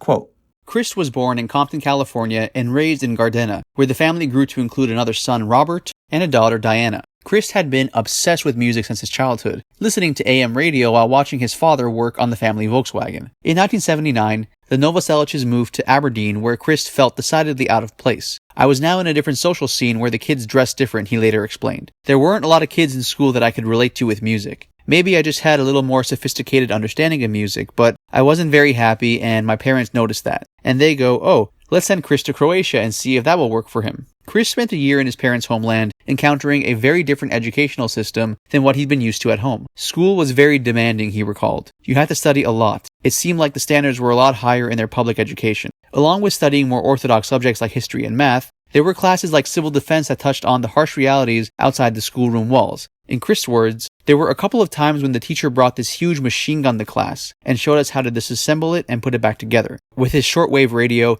Krist was able to gain exposure to the punk and new wave music beamed to the continent by the BBC. When he returned to Aberdeen in 1980, he began making music himself. As a child, he'd taken accordion lessons, and now his mother bought him a guitar. "It just seemed like I listened to so much rock and roll, I just thought I'd take it up. So I started playing guitar." Krist still felt out of place among his classmates, but kept busy in other ways, taking vocational classes in addition to his high school coursework, as well as after-school jobs. He'd also been conscientiously taping each week's broadcast of Your Mother Won't Like It, the punk new wave show that aired on Seattle station KZOK. He finally found people who shared his musical interests when a co-worker at Aberdeen's Taco Bell introduced him to Buzz and Matt from the Melvins, bringing Krist into the Melvin circle. Buzz was also impressed with Krist's taste in music. "I played Krist some music, and he was one of the few people who actually got it," Buzz said. With few places available to play locally, the Melvins started landing gigs out of town, first in Olympia, the state capital, an hour's drive east from Aberdeen. But when Mike from the Melvins began spending more time with his girlfriend than the band, Buzz decided he needed to be replaced, although he avoided firing his friend by asking Matt to tell Mike the band was breaking up. He then asked Krist if he knew any drummers, and Krist introduced him to Dale Crover, who had also jammed with Krist's brother Robert. Buzz had previously seen Dale playing in local cover bands. "That's really all there was," Dale explained. "If you wanted to be in a band, you play with people that wanted to do high school dances. To do these shows, it was covers of the day." Dale was excited to be asked to join the Melvins because he knew the band played the occasional out-of-town show. For his part, Buzz was excited about Dale's powerful drumming. He was more into heavy metal, he said. "And then we introduced him to the punk rock thing. And 1,000 things really changed for us. We've got a top-notch, #1 great, amazing drummer. And that just pushed us through to what we ended up doing, which was music that's far more complicated, way more musical." End quote. Both Kurt and Krist had deep ties with Buzz Osborne and Dale Crover. I'm going to share with you a quote from Krist where he discusses meeting Buzz Osborne, and then I'm going to show you a clip from my interview with Dale Crover, where Dale discusses Krist and Buzz. But first, the quote from Krist Novoselic. "It's not clear what year this quote is from. Quote, I remember meeting Buzz. He played guitar, and I go, yeah, man, I play guitar. And he goes, well, hey, let's get together. I'm really into punk rock. And he goes, have you ever heard of this band, the Dead Kennedys? Oh yeah, I've heard of them. There was stuff like Flipper and a lot of hardcore. I didn't really have a grasp on any of that stuff. I heard it and I was listening to it for a few days, and I was like, wow, this stuff's really raw and wild. I was used to hearing all this really produced stuff like the Sex Pistols and Ramones. This was all just low budget, no budget stuff, and it sounded live to me. And then I borrowed the record Generic Flipper, and I listened to it, and it was like a revelation. It was like, wow, it was just heavy. It was art. I was affected, and I've never been the same since. It was like a breakthrough. End quote. Now, here's the Dale Crover clip. For context of what Dale is referring to, in the mid-'80s, Krist briefly relocated to Arizona before returning to Aberdeen. Now, Krist had moved away for a while to Arizona and then came back. There's actually a letter at the museum in Seattle. Do you know about the Mopop Museum?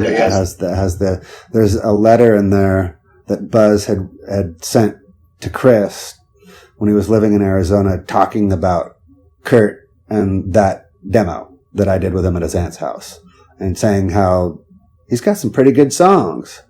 So when Krist came back from Arizona, that's when those two hooked up and kind of started playing together and looking for a drummer. They found Aaron Burkhart, who was another local guy, and they were playing with him for a while. And then that's before I did that original demo with them. So yeah, so cool. After him, yeah. And you know the rest of the history. Yeah, for sure. Yeah. So what did you think of the songs on the demo that you played, the Illiteracy Will Prevail? Did you like the songs? Oh yeah, I thought Kurt had great songs, you know. That's cool. Did you have anyone in particular? Like Spank Through is the one that everyone knows from that demo. Is there one that you like? Yeah, I mean, right. I mean, you know, Nirvana is mostly Kurt, you know. I mean, those songs, you know, as you know, some of those songs ended up being Nirvana songs. Some of them, I think, kind of had more of a Butthole Surfers influence to them, you know, like Anorexicist? Might have been. There's one, and why I say Butthole Surfers is because he accidentally recorded over a section of the song, and he's like, fuck! You know, forgot to like flip the channels back to safety, and so accidentally recorded over this section of the song, and so he's like, ah! And so, I know, and he just like plugged in the guitar direct and just did this crazy, all of a sudden it cuts to this crazy Paul Leary style solo. And then kind of comes back into the song, like covering up the fact that he recorded over, but like, you know, and it worked, you know. Funny. And this was all at Aunt Mary's house? Yep. So about a year prior to the release of Nevermind, you played drums with Nirvana during their 1990 Sonic Youth tour, that tour being a big turning point in the band's history. At that point in time when things were really getting off the ground, were Kurt and Krist feeling any pressure mounting on them? Those guys were keeping their heads about it. You know, yeah, I mean, they're already having some success. And even when I was with them, we were here in LA and we were having meetings with A&R people and managers and stuff like that. Most of them at the time, they didn't really, you know, they could tell, they just kind of seemed like phony Hollywood types, you know? And I think, well, just even touring with Sonic Youth, I think that was an influence on them because they ended up signing with the same label and having the same manager and all that kind of stuff. So, but yeah, I mean, they knew that they were going to get signed somehow or something that was going to happen. And yeah, I mean, even Sonic Youth were doing really well. That tour that we did was for the Goo record, and they were kind of, I mean, for their band, like that was great. You know, they were like selling punk rock gold, you know? So I remember thinking and talking with those guys thinking like, you guys could probably do that and maybe even do a little bit better. Nobody thought like, you know, nobody thought it'd be like that, you know? Around this time, during the Sonic Youth Tour in late 1990, Nirvana was being heavily courted by the major labels. Eventually, Nirvana left their independent record label Sub Pop and switched over to the major DGC. I'm going to share with you a quote from Krist explaining why they left Sub Pop, and then I'm going to show you a clip from my interview with Sub Pop co-founder Bruce Pavitt, where he discusses how thanks to Krist Novoselic, Nirvana leaving Sub Pop actually saved the record label. It's a really cool story. Stick around for that. But first, the Krist quote. When we were on Sub Pop, we got used to the lack of options on an independent label. All these challenges, the lack of cash, being independent and small, can strangle your infrastructure, you know what I mean? There was no future, so we looked for a major label because we were fed up with the poor distribution of our albums. We wanted stability. The whole world around us told us what we were going to do was dumb, but now we have absolute control over what we do. Large companies are now getting out their checkbooks to catch the independent bands. It's inevitable. Certain things contribute to other things happening. They've reflected on the state of music, and they've made a great discovery. At last, they're aware of what's been cooking for years on independent labels. Now, they want to bring that music to the surface. As a result, the independent or alternative label is meaningless. It's too early to judge, though, what's going on with all these changes. You need some perspective to know if this will help change something, some value, or some market rule. What I do know is that all these bands are different to the conventional pop products. They've got nothing to do with the prototype of album-oriented rock or with all those heavy metal bands. People want genuine rock and roll, which reinvents itself all the time. It's natural with any art form. It's the fate of the planet. The forces that make the continents drift, day becoming night, everything's got to change. It comes down to how the record executives begin to change their methods, their way of seeing things. They wonder, what the heck are all these new bands? What the heck is happening?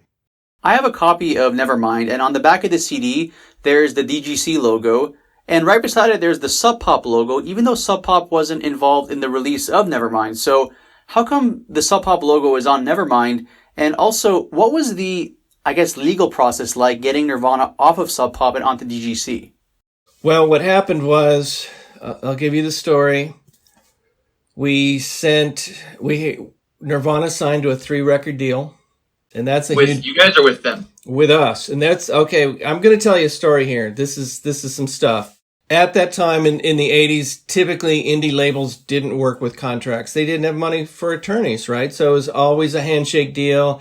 Hey, we'll split the profit. That was just the way indie labels did business. It's a handshake deal. But in 89, the summer of 89, a few months after Bleach had been out, Krist Novoselic came to my house and in a fairly aggressive way insisted that we sign them to an actual contract.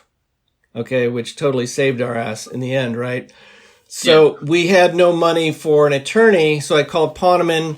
He went to the library, he Xeroxed or photocopied a boilerplate contract, filled in Nirvana, cost us 10 cents, right? They come in, they sign it, and because we had that contract, when Nirvana decided to jump to a major label using the recording of their second album that we thought we were going to release with Butch Vig, again, we sent them to Butch Vig in Madison. They recorded the album. They came back, but what we didn't know is that they were sending that out as a demo to major labels. This is how it goes. So DGC stepped in and said, we're taking these guys. You're just going to have to deal with it, but we'll negotiate, a settlement. So it was kind of a bittersweet moment. They left the label. We were a little heartbroken, but that's life in the biz.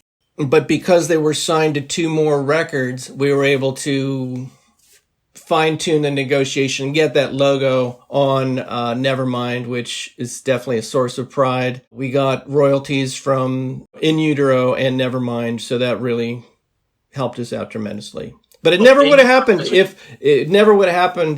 Krist Novoselic hadn't come to my house and demanded a contract. So life's funny that way. Sub Pop would have gone out of business 30 years ago if Novoselic hadn't asked for that contract. So sometimes these little things can turn your whole life around. You mentioned now that you got royalties from In Utero as well. What is your connection to In Utero? Well, we just had royalties on because we had them signed to a 3-record contract. They had put out Bleach, so that we got royalties on their next 2 records. Incesticide was a co-production between us and DGC, so that was a separate project. So we got royalties from that as well. And Bleach, of course, has sold like 2 million copies by this point. Think about this: a $600 recording selling 2 million records. That's pretty unusual. Yeah. And so Nirvana, when they went to the majors, they were able to draw on some of the best talents of the indie scene, like the producer Butch Vig, the producer Steve Albini. These were two of the best producers in the indie scene. And so what was very cool about Nirvana is they really empowered and gave work to people in that network. And I have a lot of respect for them for doing that. The mainstream, the mainstream came to Nirvana. Nirvana didn't go to the mainstream, and that's what was so amazing about the band. Hey guys, I'm going to show you now a few clips regarding Krist Novoselic from interviews I've done over the years. These are with Nirvana producer Steve Albini, Nirvana photographer Charles Peterson, Nirvana guitar tech Ernie Bailey, and Nirvana producer Jack Endino. Then, I'm going to share with you a sarcastic comment from Kurt and Krist where they claim they started Nirvana in a McDonald's. By the way, a long time ago, I was actually in a McDonald's commercial. If you want to see that commercial, stick around to the end. Is it true that they set their pants on fire when you guys finished the record? There's a cleaning solvent that you use to clean the tape heads on the tape machines, which is very flammable. And you can also splash that solvent on something else and set it on fire. And so we were setting a lot of stuff on fire during the session, just, jackass entertainment sort of stuff. There's a photo somewhere, I can't remember who took it, but there was an Instamatic or a Polaroid photo of Dave Grohl's ass on fire, and I think it's Krist Novoselic is lighting a cigar off of the fire that's on Dave Grohl's ass. I mean, yeah, Chris was, Chris definitely liked pranks and was just, first time I met Krist Novoselic, was out at Bob Whitaker, one of his tour manager's cabin out on the Washington coast. And we were all down on the beach at night having a fire, and all of a sudden this big tall guy shows up with no clothes on, runs down, jumps through the fire, and runs off screaming down the beach. And I'm like, what the hell? And Bob's like, it's Krist Novoselic. He's the bass player in Nirvana. I'm like, okay. Do you have any funny memories of Krist Novoselic in particular? Because he was a prankster too, right? Yeah, and he and I were very close during that time and neighbors, and there are so many stories. We did so much crazy stuff together, and it was hilarious. One of my favorite, I think one of the funniest moments with him was, I remember going over to his house and we were hanging out, and I think that it was like a last minute thing. He said to me that I think it was the Melvins were playing down at this club called Rock Candy in Seattle, and he asked if I wanted to go down there, and I said, yeah, sure, let's go down there, and let's just go surprise them. We won't even call or try to get on the list or whatever. So we were standing out in line waiting for the doors to open, waiting in line for the Melvins. And so at one point, I think they were kind of late opening the doors, and there's a lot of people in the line who are looking at this, this guy, he's really tall, and it's obviously Chris from Nirvana. And at one point, Chris gets kind of impatient, and I think he says something like, come on, open the doors. He said, don't you guys know who I am? And we're like, there's this moment of silence. It was like, oh no. And he goes, I played Latka in the hit TV series Taxi. And so with that, it was just incredible because he looks so much like him, and it's just his sense of humor is so off the charts. When it comes to Nirvana, obviously with two superstars like Kurt and Dave, sometimes Chris gets looked over, but he was super important to that band. Working with Chris, how was he like in the studio? Great. One take. Really? Yeah. He's very good. He's very natural. He knows the parts. He just does it. I mean, Chris is quick. He gets what he's doing. I mean, he's got a natural feel for melodic bass lines. Accurate player, very tight, does what he wants to do. And in later years, he got really good at playing accordion, which is not easy. Yeah. He's put a lot of time into learning the accordion, actually, which in his own band, Giants in the Trees, that I worked on their first album, recorded much of it and mixed it and mastered it, and then I ended up mastering their second record, too. He plays bass and accordion on those records. He's very good. And sometimes he writes big riffs on the bass. I also did 2 records for Flipper when he was in that band, which was another story entirely. Flipper were a an interesting bunch of guys, Yeah. shall we say. That's cool. When my band Skinyard was doing our last tour, which was a tour of Europe in October, November of 1991, toward the end of our tour, we had a show. Somehow our booking agents got together and we got added to a bill with Nirvana at a club called the Arena. It wasn't an arena, it was a club. It just was called the Arena in Vienna, Austria. And it was Nirvana and Urge Overkill, and Skinyard got added as the opening act. And interestingly enough, we hadn't seen them in months, and this was after, it was a club show, but it was packed and fully sold out because Nevermind had just been out for like a month or two, and everyone in Europe knew about it. The band was blowing up like right then. But they had to finish this club tour they were doing. And our equipment had been stolen in Rome a couple of weeks, maybe a week or so before that. Our guitars were stolen out of our van. So we had finished literally the last 4 or 5 shows of our tour. We had to use borrowed guitars from whatever opening band played with us because we were doing our own headline tour. But this one show, we got added to the Nirvana bill. And we had no bass and no guitar. And so we had to basically say, hey, can we borrow? And Nirvana was going to let us use their equipment, but Kurt's guitars were all left-handed. And he was ready to give me a guitar. He was going to give me one of his, Jag Stangs or whatever the heck he was playing, but it was a lefty. And he said, well, I can have my tech flip the bridge around for you, but we were sound checking right then. I was like, come on, so, and Krist offered to let our bass player, Pat, use one of his basses, but Krist, being somewhat tall, needed 2 guitar straps duct taped together end to end because he likes to play the bass low, plus he's really tall. So his bass had 2 guitar straps end to end, also duct taped to the bass itself, so the strap wouldn't come off. So I remember he put it on our bass player, who is tall but not excessively tall, and the bass hung, somewhere below his knees. And we all had a good laugh about it, actually, and then we went to Urge Overkill and begged them very nicely if we could borrow their instruments, for our show. And they were I suspect they had heard a little bit about Nirvana smashing equipment, and they kind of thought, oh, here's another Seattle band. And they were very now you're not going to damage these instruments, are you? They were very do not smash our guitars, and we're just like, no, that's not our thing. We're very respectful. I've been playing the same guitar for 5 years.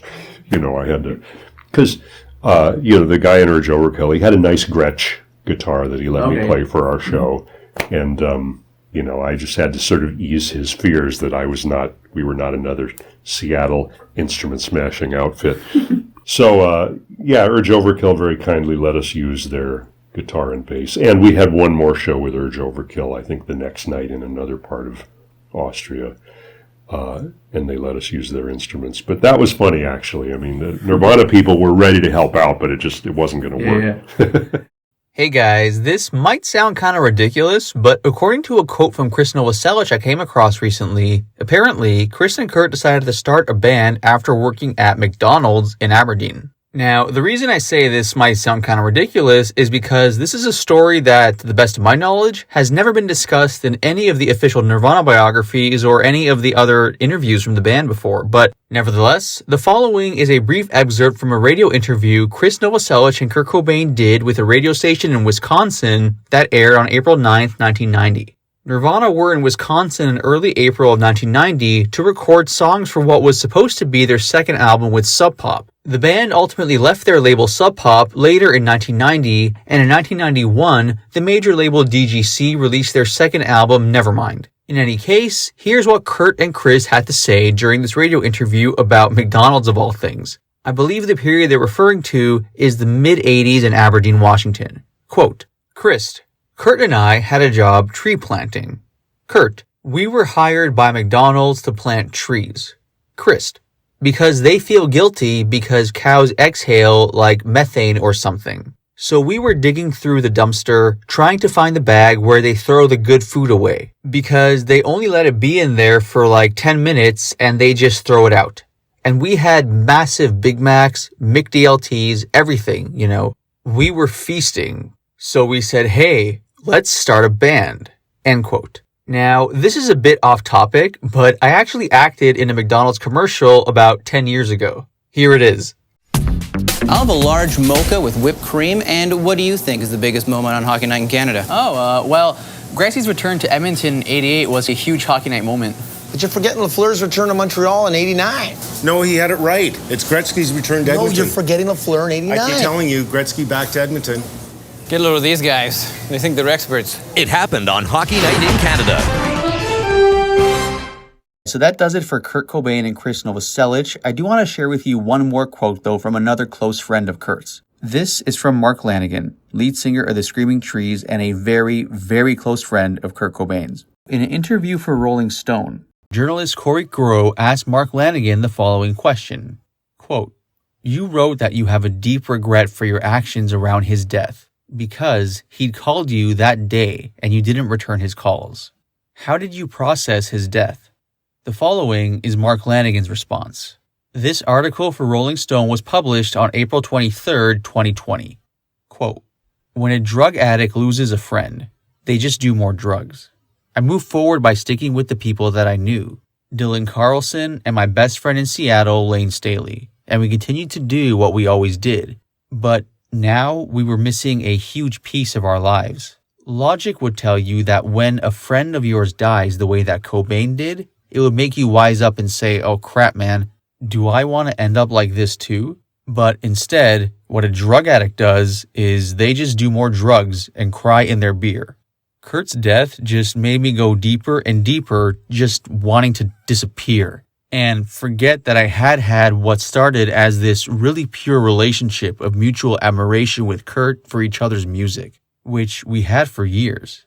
We liked the same kind of music, and then that warped into a situation where he had become so famous that he said to me at one point, you and Dylan are the only real friends I have anymore, at the height of his popularity, and it was really just sad.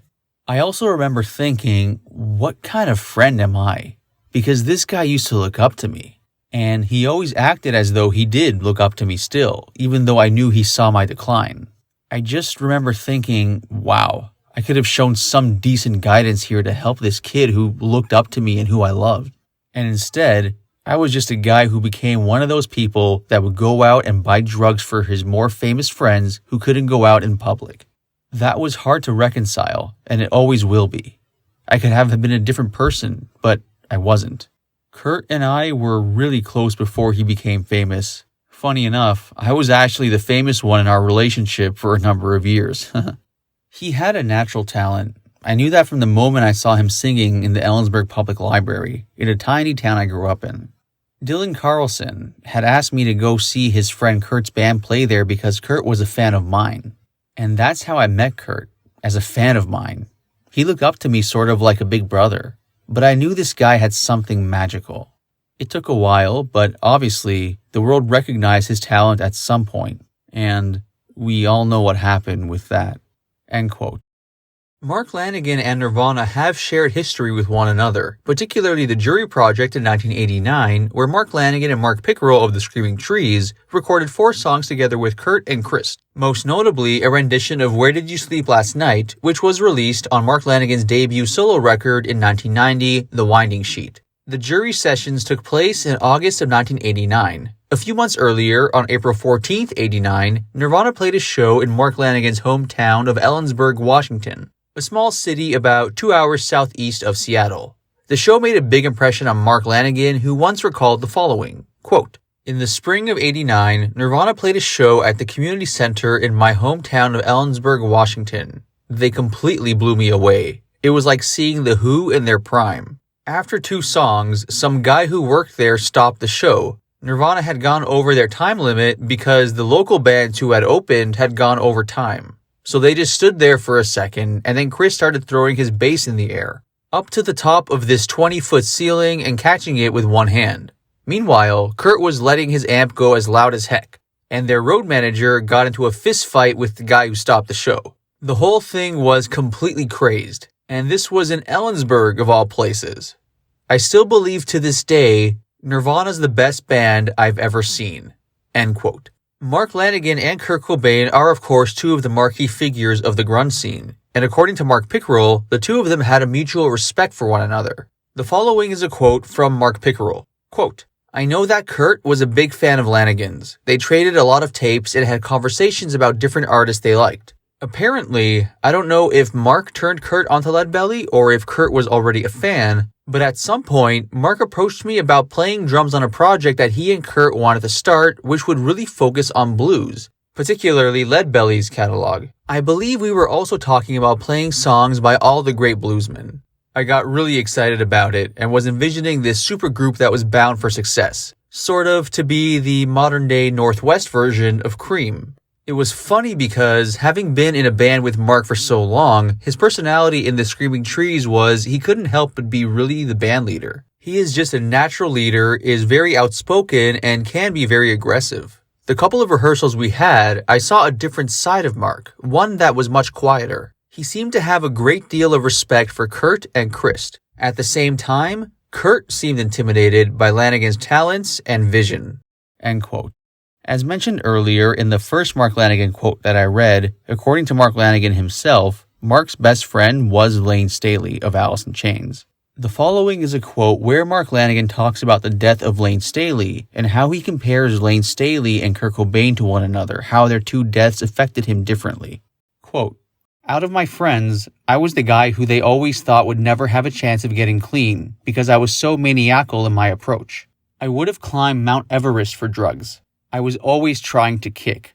Layne Staley was a magical person who was also hell-bent on doing drugs until he died. The first time I saw him after I'd gotten clean, I'd been clean a year. I'm pretty sure that Jerry Cantrell and Mike Inez flew me up to Seattle because they were unable to get into his house. He had a camera and lived in the penthouse of this condo. So whenever anybody from that camp would come to see him, he would just ignore it. Jerry and Mike knew that when he saw me, he would let me in. I went along with that. And I also wanted him to see that I was clean, that it was possible to get clean, that his prediction that I would never be able to do it had failed. Hopefully, maybe it would give him the idea that he himself could do it too, but he didn't want to do it. When I got there, I said, hey man, it's been a while. I've been clean for more than 12 months. And he was like, no you weren't, man. You just left like 2 months ago. His sense of time had warped, and he wasn't buying the truth from me. I remember him saying at that point, I always just keep thinking I'm gonna get that same feeling I got the first time again. And dude, I never got that first feeling again after the first time I ever did dope. I immediately had to do 5 times more to even get close to it. So for me, that was an impossibility, but that was his obsession. It's heartbreaking the way he went. I always knew that that's what was gonna happen. Although I had always hoped that there would be some medical emergency that would put him in the hospital and give him a moment away from the routine of crack and heroin that might give him a break and some insight. That medical emergency ended up being his death. I still love listening to Alice in Chains. When they come on the radio, it makes me feel good. But if Nirvana comes on the radio, it throws me into a depression. Like, if I'm in an Uber, you have to turn that off. And I think it's because of my own actions in the deaths of both these guys who I loved equally. Of course, I was not a great influence on Layne, but drugs were a mutual thing. I put it like this. Kurt was like a little brother. Layne was like a twin. Hey guys, now we're at the part of the video where I'll be focusing specifically on Chad Channing. The following is a quote from Chad where he reflects on his time with Nirvana. One of the memories that stick out to me from my time with Nirvana is that I liked the fact when we were starting out, we drove this small snub-nosed Dodge van, and it was just the 3 of us, myself, Kurt, and Krist. Sometimes we'd have a sound guy with us, but mostly it was just us 3, or sometimes we'd travel with Jason Everman for a while who played with us. In any case, it was kind of a challenge, but I enjoyed it. Like, when we first started out, we'd play a show, and we'd be wondering if we'd make enough money for gas to get to the next show. So it was very touch and go at first. One time, and this is kind of a funny one for me, We were driving through Montana, which it takes a long time to drive through that state. I was driving and I was kind of bored, so I decided to drive with my teeth. So I have my teeth on the steering wheel and I'm just driving like that. I've been doing that for a long time, and then Krist woke up and looked at me like, "What are you doing? Don't drive with your teeth." I said, okay, but I didn't have the heart to tell him that I've been doing that for almost 2 hours. It was a good feeling to do our own thing. We didn't really have anybody else but ourselves. There wasn't like a tour manager with us or anything, so we were kind of just on the road, following our noses as we go.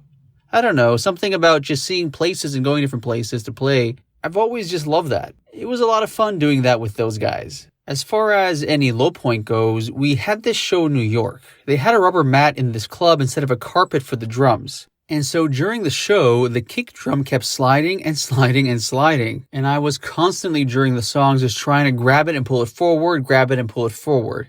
And eventually by the last song, Negative Creep, like halfway through it, I got so frustrated that I stopped. I picked up the kick drum over my head and just slammed it on the stage, which I ended up cracking it, so I had to duct tape it and tape it together because it was only halfway through the tour, so the rest of it we had to do it with a cracked drum set. But yeah, that was a low. I did not like that moment. In terms of things ending with the band, I have no regrets because I've always sort of thought of it that things just sort of fall in place for a reason. For example, maybe I was the perfect puzzle piece for the band at that time, and then they needed another piece to do other things. Our differences are mostly strictly on a musical level. I mean, we always stayed friends. In fact, I remember one of the first times I saw them with Dave at this place called the OK Hotel in Seattle. It was the first time I'd seen the guys in probably a year or so, and it was really good to see them. We were saying, "Hey, how's it going?" So it was really friendly. And I met Dave for the first time too, and found out what a really nice guy Dave is. So it was really nice meeting him too. I hold no regrets, certainly have no ill will. It's just part of the business sometimes, I have no regrets, and I look back at those days and think, wow, I played a small part in something that had a big impact. I'm happy with that. I think that's kind of neat. Now, in terms of when I first met the guys, I first met Kurt and Krist at a Malfunction show. They were playing the Community World Theater in Tacoma. I went there, and a friend of mine, Damon, introduced me to Kurt and Krist because they were looking for a drummer. Before that, I was in a band called Tick Dolly Row, which had actually featured Ben Shepherd, who, of course, would become part of Soundgarden. In fact, that's how Kurt and Krist heard about me. A friend of mine, John Goodmanson, had this radio show at the college station, and Tick Dolly Row went up there. As I would learn later, Kurt and Krist were listening to that show and thought, wow, that's some pretty cool stuff. The thing that lured me into their band was how simple the music was, yet with the vocal melodies was just really cool. He did a really good job of taking something simple and making it sound really, really good. I remember seeing their show when they were named Bliss. You got this one guy who's really, really tall, just hammering the bass. And then there's Kurt. He had some kind of, it looked like crushed velvet, silk, purple or blue, bell-bottom pants. And I think he was wearing platform shoes. He was a really colorful character up there. He's louder than hell, screaming, and then there's Krist, who's standing the size of the Eiffel Tower on one end. Krist was the talkative one. Kurt seemed on the quiet side, almost timid. Kurt and Krist always had a pretty good relationship. It was like a special little brotherhood sort of thing. Kurt was a quiet character a lot of the time, so if something was bothering him, you'd never know it. And if he talked to anybody about it, it would always be with Krist. Those guys really cared for each other quite a bit. Now, in terms of the band itself, the first time we toured, Bleach hadn't come out yet. We just had the single out, Love Buzz Big Cheese. That was an interesting tour. It was hit or miss. We could end up playing Tucson for 20 people and be lucky to come out of there with $30 to get us enough gas to make it to the next town, where maybe the next town would be a different story. There were these people that would come out. We're on the Sub Pop Singles Club and we know all about you guys. It's like, you do? Now, recording Bleach happened fast. We were in there for I think a week, recording at Reciprocal, a really cool scene. I always remember Jack and Dino sitting there and he had a circle of snacks around him, chocolate bars. We did a lot of weird experimenting with snare sounds. We actually took 2 snare drums, took the bottom head off of one of them, and the top head off another, combined the 2 drums together. So there ended up being this gap between the 2 snares, but I used double-sided screws to link them together. Another thing, Blue was a song that initially was played in D. So when we went to record that song, it had turned out that we were already in D, and that everyone turned down, or at least Krist did, to C. It was even lower. When Bleach came out and the second tour began, things were definitely a lot different. It was generally packed houses. We spent a lot of time hanging out with people that would come to the show and almost always get hooked up with a place to stay. Some of the most fun places to play were in the Midwest. I think it's just because they didn't get a whole lot of bands coming through there, except for really big major acts at whatever Coliseum. One of the bigger memories was when we played in Dallas, and we got caught in that massive rainstorm. It's on the DVD with the lights out. We ended up staying at somebody's house, but it seemed like there were 10 or 11 people living at this big house. And then we had that show in San Antonio where we didn't end up staying at anybody's place. We ended up camping out. When we were out there, some sort of campground, we woke up and heard these ducks that sounded like they were getting ripped apart. Crazy noise, huge splashing in the water. I think Jason Everman was walking down at night with a flashlight looking around the water trying to see what the heck was going on. We're like, could that have been an alligator? Hell, it's swampland, I wouldn't put it past it. Kurt or Chris might have decided to sleep inside the van after that. Milwaukee is where I think some of the footage on the DVD came from.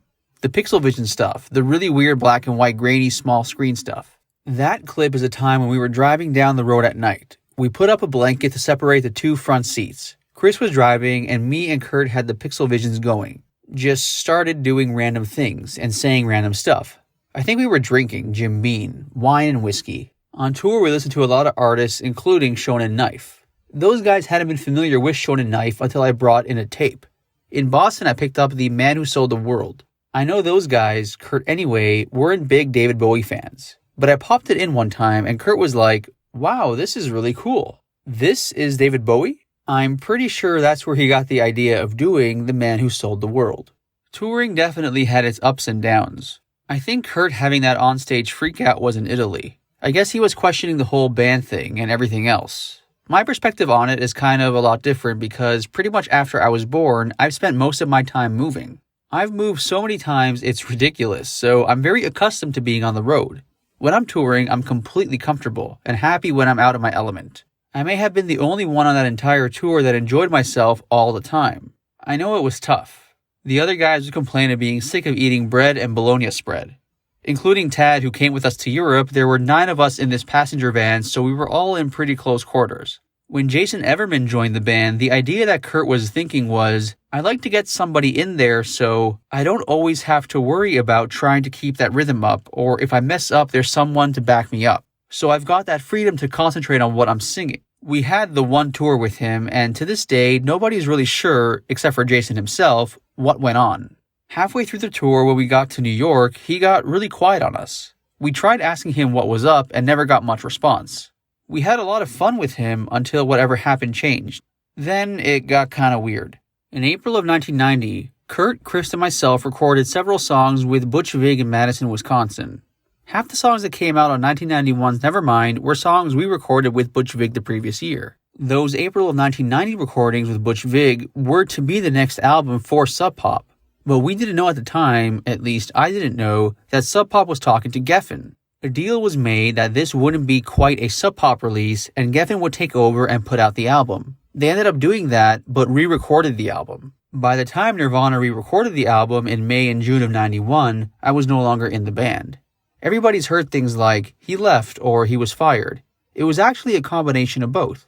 I was hoping to get the opportunity to chip in with some songwriting. After Bleach, Kurt talked about it. He wouldn't mind having some help with writing. And of course, being a songwriter, I was like, I'm all for that. But over time I realized that wasn't going to happen.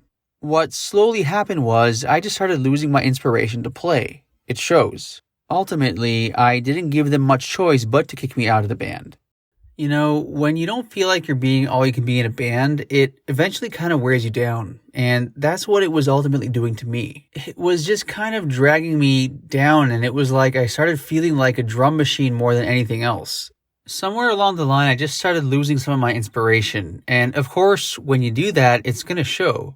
No matter what you're doing, even in the workplace. If someone's not in it, you can tell. And so what do? Well, you gotta get rid of them.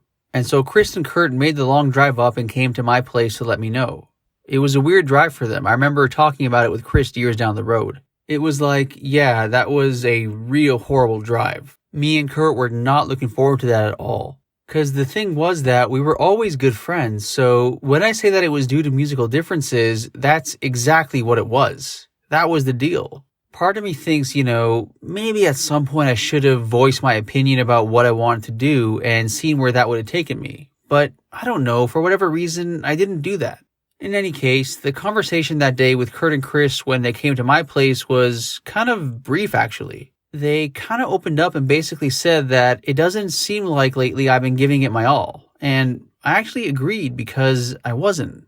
I was kind of burning out on it. It was like, yeah, that's true. I told them that I completely understand your guys' decision on this.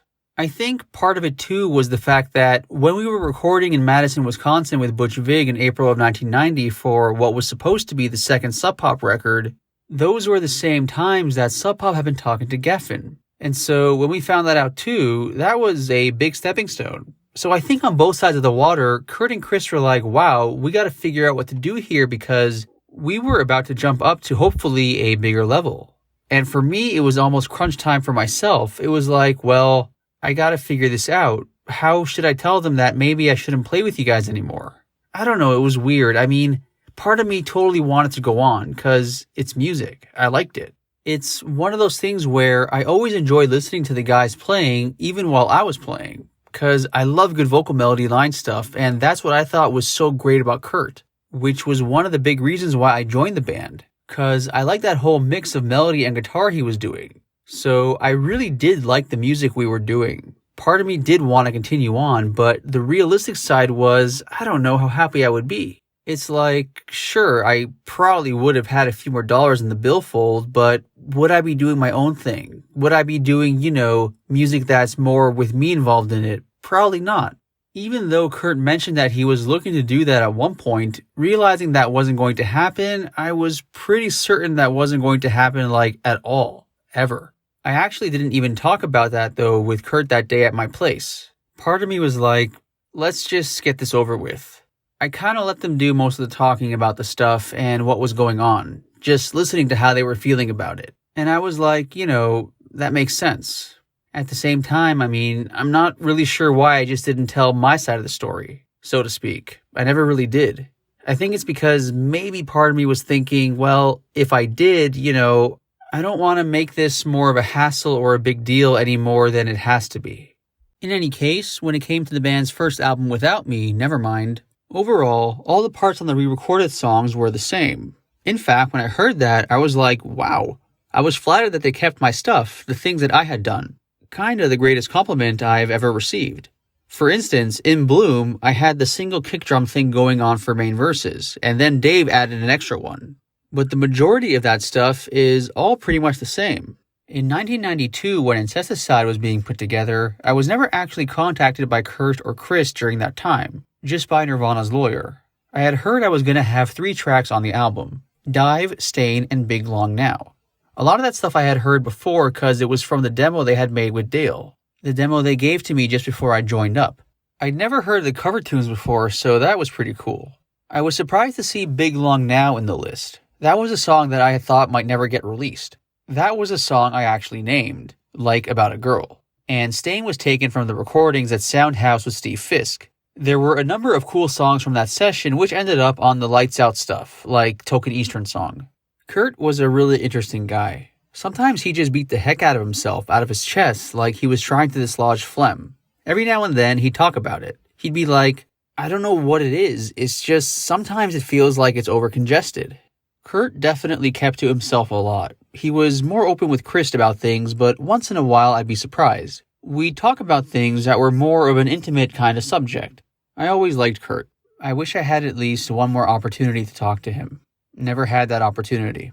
I think Nirvana's music stands up pretty well. It definitely shows a testament to how rapidly a change in music can happen. One kind of music is really popular and then bam, some band comes around and it's completely changed music. It wouldn't surprise me if Nirvana albums were being bought for years to come. I look at some of the greatest bands around. The Rolling Stones, the Beatles, Led Zeppelin, they're bands that will always sell. To me, it's hard to imagine a day where nobody will ever buy another Stones album. I think it's possible that Nirvana may end up in a similar thing, where people will always be buying Nirvana records for as long as music is music. I was always a fan of Swap Meet. It's probably my favorite song from Bleach. I also like playing Sifting. Those were probably a couple of my favorites off the record. When we were making that album, I don't think any of us thought we were making something special at that time. We didn't have the objective to get huge or anything. We were just playing music because we wanted to do it. We just wanted to do our kind of music. When we recorded the record, we had no expectations of how many copies it would even sell. So we didn't have a lot of high expectations for ourselves. We were just glad that we were doing exactly what we want to do, because it was always like, well, it seems like record companies or whatever get a tight hold on bands and stuff. You worry about losing your inner artistry, I suppose. I think we got pretty lucky to make Bleach for only $600. I know that the very next time I made a record, it cost a lot more than that, so it's kind of a rare thing. I think it's just one of those things that you never really know when you go into the studio and record. I guess it was just the magic was there that week. It only took us just a little over a week to record the record. I look back on it now and think, wow, how did we ever do that? I've had people come up to me and tell me about how their father, for instance, was a really huge fan and he probably turned them onto Bleach. And it's great because I would never have guessed 30 years ago that Nirvana would still be relevant. And so when that happens and people come up and say, this album changed my dad's life and it's a great record, it's kind of a wow sort of feeling. Music is always about connecting and reaching out to people and sharing. And so the important thing to me is that Nirvana did that. It's great to know that Nirvana had such an effect that so many people enjoyed listening to the band and still do to this day. I really love that. It's taught me that you never really know what can happen in your life. If you work hard at something and persevere, you never know what's going to happen. Nirvana's continued success has shown me that music is everlasting and will just continue to go long after I leave this earth. And maybe one day there can be another band that comes around and changes the whole scene of music again. Never say never. Again, when it comes to early Nirvana, when we first started touring, our goal was to be able to make enough money to get enough gas to get to the next venue to play. But it was surprising. I remember thinking, these people were showing up and were like, hey man, that single's really awesome and all this stuff. The Love Buzz Big Cheese single. I remember even hanging out inside the clubs before they were opened. People would be going by and be like, hey, is Nirvana playing tonight? And I'd be like, maybe on the other side of the door or something. And I'd be like, wow. That's really weird. It's like we're here somewhere in the Midwest and somebody actually knows who we are. That's really strange. That's pretty much what the single and the tour was like, but when Bleach came out, it was a totally different story. It was like everywhere we played, people knew who we were. And all the venues we played were just packed with people. And it was kind of a rush. It was like, wow, this is so wild. I mean, before we had some packed shows, we had a lot of shows that didn't have a lot of people as well, but this time around was totally different. The Bleach record was totally different. The shows were a blast. The shows were a lot of fun. It's something I'll always hold on to as some of the best times of my life. In terms of Kurt's death, I think the thing to me was, I think it was just kind of like, almost like being robbed. There were just certain things that I kind of wanted to say, things that I would have liked to have talked with him about. Not necessarily anything specific, just that we hadn't talked in a while, and I realized that was gone. That was the hardest part for me, that it was just gone. The opportunity wasn't even going to happen anymore. There was just something that I just sort of felt being in the band. I knew Kurt had something that was really unique and cool that was going to come out eventually at some point. I think the big question was when. It took me a long time after Nevermind came out where it sunk in that, gosh, this band is actually getting pretty big. I became a really big Nirvana fan when I first heard the recordings of Nevermind. I was really excited for those guys. It was really, really cool. Looking back on the April 1990 sessions with Butch Vig, the sessions which were the precursors to Nevermind, everybody appeared to be pretty comfortable working with Butch Vig. Every time we'd go into the studio, Kurt and Krist always had a certain agenda or something in mind. I was never really one to be upfront with putting out ideas and stuff like that. I was always a little bit more in the background. I think they were happy with the end result recordings. I think we all were. As I recall, when they were working on Nevermind in 1991, Kurt originally wanted to keep the songs they had already recorded in Madison to put on the record. But Geffen Records apparently wanted to redo the whole thing. I guess what they were looking for, being a major label, was something as polished as they could get from the band. So in order to do that, consistency in sound and recording is probably everything. They probably felt it would sound too inconsistent sound-wise, like, oh, you can definitely tell us from a different recording. I liked In Bloom the first time I heard it. Before we left on that tour in 1990, we had a rehearsal space in Seattle, and Kurt had started playing that song. Obviously, he had worked it out with Krist a little bit, and I jumped right in with what seemed totally natural. What I actually ended up playing on the recording was exactly what I did the first time I ever heard the song. So it's one of those songs where, for me, it just gelled instantly. Kurt never really talked about his lyrics much or what they were even about. I remember once the only thing about him ever talking about lyrics, we were in this hotel room. And he's like, I'm trying to come up with some lyrics. Anything that rhymes with this and rhymes with that. Whatever words, just throw them out. It was sort of a grab bag of ideas, just spewing out words. Apart from that, he was always quiet about it, so I'm not really sure. I remember back in 2000 or something, when someone alerted me that I actually had a song on Nevermind, and I was thinking, I do? What the heck song is that? Then I found out it was Polly. I gave it a listen and I remember now. There was a small little room in the studio and it was big enough for just 2 people and an amp. It was pretty small. They put me in that room with my ride cymbal. So it was just me and my ride cymbal and I listened to this song. Every time that one little cue part or break came up, I hit the ride cymbal. So I hit it like 4 times, which is all it required, the entire song. And then that was that. It was the actual recording which ended up on the record. It was the one song I guess Kurt had said, no, I definitely do not want to redo this. And I guess they figured it doesn't have a whole lot to it. There's only a little bit of drums. Another song I liked was Lithium. In all, I was really grooving on all the new stuff. In fact, much of this stuff was so new that I was learning and adapting to the song, the parts and the things I wanted to play as the tour went on. Many of the songs we recorded were songs that we didn't have a whole lot of opportunity to play together as a band and rehearse before we went out on that tour. I'm sure Kurt and Krist played out the songs, but before we left for the tour, for the majority of the songs, we maybe had 1 or 2 rehearsals. But by the end, when we got into the studio, I was pretty comfortable with what I was doing. And really, pretty much like in Bloom, a lot of those songs, they just sat right in. A lot of it fell into place really easily. As mentioned before, I definitely took it as a compliment that Dave replicated many of my original drum parts when they recorded Nevermind. But most of them are so minuscule that people comparing the records, unless they were hardcore music buffs, I think the average listener wouldn't even notice that much. The most notable change of any of them was in Bloom. On the main verses of the song, I would just use a single kick thing and Dave threw in an extra kick. And everything else on that is pretty much identical. And then with Breed 2, there's just one part where he began a drum roll fill just a half measure sooner than I did mine. Everything else aside from that is the same. Like I said, very minor changes that most people might not notice. I thought it was totally cool. I was very honored that he did that. The first time I heard that record, Nevermind, Ben Shepard, my ex-bandmate from one of my previous bands, Soundgarden's bassist, came over. Actually, I went over to his place. He had a recording on cassette. He said, "This is Nirvana's new record. You should check it out. It comes out next month," or something. He has somehow gotten a copy of it before its release. When I heard it, I was like, oh man, this is freaking killer. I loved it right off the bat.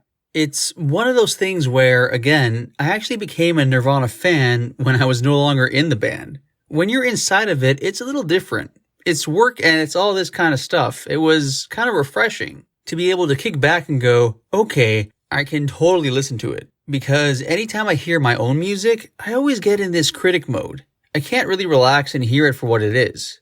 When I heard that record though, I was like, wow. 1, I really liked the record and thought the songs were great. And 2, I was like, okay, I can really get into it. And it was nice to know that it wasn't me I was having to listen to. I think Kurt was a great songwriter because it's not easy to take something simple and make it sound interesting. If you can put together a song that has 3 or 4 chord changes in it and keep people interested, that's a trick. It's a trick to make things simple sound good. And one of his best qualities was his writing.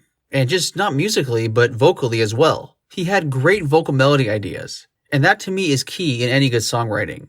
You can have a really cool sounding song, but you also need a really good vocal melody. He was really good at coming up with that sort of stuff in Nirvana. Another thing I liked about his songwriting is he would say what he had to say, and if the song went on longer and he didn't have any more lyrics to it, he wouldn't push it and try to think of more stuff to sing. He'd just repeat what he'd written, which is exactly what I've always done. I think Kurt was a lot of time just thinking about things that rhyme. There was one time where we were on tour and he was writing some lyrics. I can't remember what song he might have been writing lyrics to at the time. He just looked up and said, hey, what rhymes with monkey? Just looking for some rhyme to fit in. It was like putting the little pieces of a puzzle together.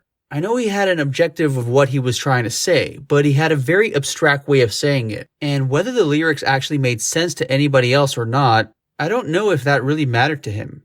Hey guys, I'm going to show you a couple of clips now from my interviews with Jack Endino, Bruce Pavitt, and Steve Fisk, where they talk about Nirvana and Chad Channing. How is Chad as a drummer in general? Did you enjoy working with him? Oh yeah, he's a great drummer and doesn't get his due. Mm-hmm. He's got a looser kind of, I guess, a hippie feel or something like that. But I think he sounded great in Nirvana. I think that version of In Bloom that he did was really, really good. Mm-hmm. Maybe as good as their version with Dave. If you want to just talk about opinions or something like that. But no, I think Chad's an amazing drummer. He's a really good guitar player. He's a songwriter. Mm-hmm. So. Yeah, I agree. I feel like Chad really doesn't get the due. I feel like he should have been in the Hall of Fame. When things get that big, there's all kinds of, shoulda, this or that. Everybody means well. I wasn't that happy with Chad's drum kit. It didn't record that well. I didn't like the sound all that much. There was a little too much hi-hat bleed on some things. So you mentioned Chad Channing right now. For me, as a Nirvana fan, I always, first of all, I felt bad that he wasn't inducted to the Hall of Fame. I really felt he should have been. Secondly, I feel like he's kind of overlooked because all the credit to Dave Grohl, he's a monster drummer. He's one of the best drummers out there. How you compete with Dave Grohl? Exactly, he's everywhere. Exactly. But I feel like because you're competing with someone who's like Dave Grohl, he kind of gets overlooked. As a drummer, from your experience working with him, was he a good drummer to work with? Yeah, he was great. He's artistically a very good drummer. He's got a good pop sense. As Dave Grohl has pointed out repeatedly, he was playing a lot of Chad Channing's drum parts on Nevermind because the band had demoed a lot of that material while Chad was still in the band. And Grohl has given credit where it's due to that because a lot of the drum arrangements, as it were from Chad. I think the time when you can really hear Dave Grohl playing Dave Grohl drum parts is in Utero. Mm-hmm. Scentless Apprentice being the best example. That's there's Dave being Dave, Yeah. It starts with a drum pattern that's completely iconic. So, yeah, Chad doesn't get credit, but Chad, he was not as ambitious as Dave, and nobody plays as hard as Dave. I mean, I don't know how his limbs and joints and muscles can withstand that level of intensity, really, because Chad's a pretty good drummer, but Dave is an animal. So, it's just different people doing different things. Chad has played in a number of other projects years later that I have recorded, actually, where the drumming is marvelous, including some of the songwriting, because Chad is actually a songwriter as well. People don't realize that. He has a couple of albums under the name Before Cars that are pretty nice tunes on those records. He's a pretty good singer. He plays bass well. Yeah, different destinies. What are you going to do? Yeah, for sure. But, thankfully, from what I've seen, various interviews here and there, it seems that the split with Nirvana was amicable. More or less. I mean, I think they were just going in different directions. I know Chad wanted to contribute some songwriting, and that wasn't going to happen. It's just, whatever. They were after something else. Mm-hmm. Now, they didn't just end up with Dave Grohl initially. They did a tour with Dan Peters. They called up Dale Crover and did a tour with him. So there was a transitional period in there while they were still trying to decide who was going to be in the band. Mm-hmm. So, and they had to sort of check out these other people. And, it's like, okay, Dan, well, he's great, but he's not quite what we're looking for. Okay, Dale, he's great, but he's in the Melvins, and I wish I'd seen that tour where they played. I think it was in 1990 where they did a tour with Dale. It would have been interesting to see Dale. I think it would have been the latter end of the summer of that year. Probably before they went in the studio with Dave Grohl. Mm-hmm. Well, I don't know if the latter ended. When did they record Nevermind? They recorded Nevermind in the end of May, early June 91. Okay, so yeah, it would have been toward the end of 1990 then, probably. Much later, when the Deluxe Bleach came out many years later, I reminded Sub Pop that they had a complete live show with Chad Channing on drums recorded at the Pine Street Theater in Portland, and I believe it was from early 1990.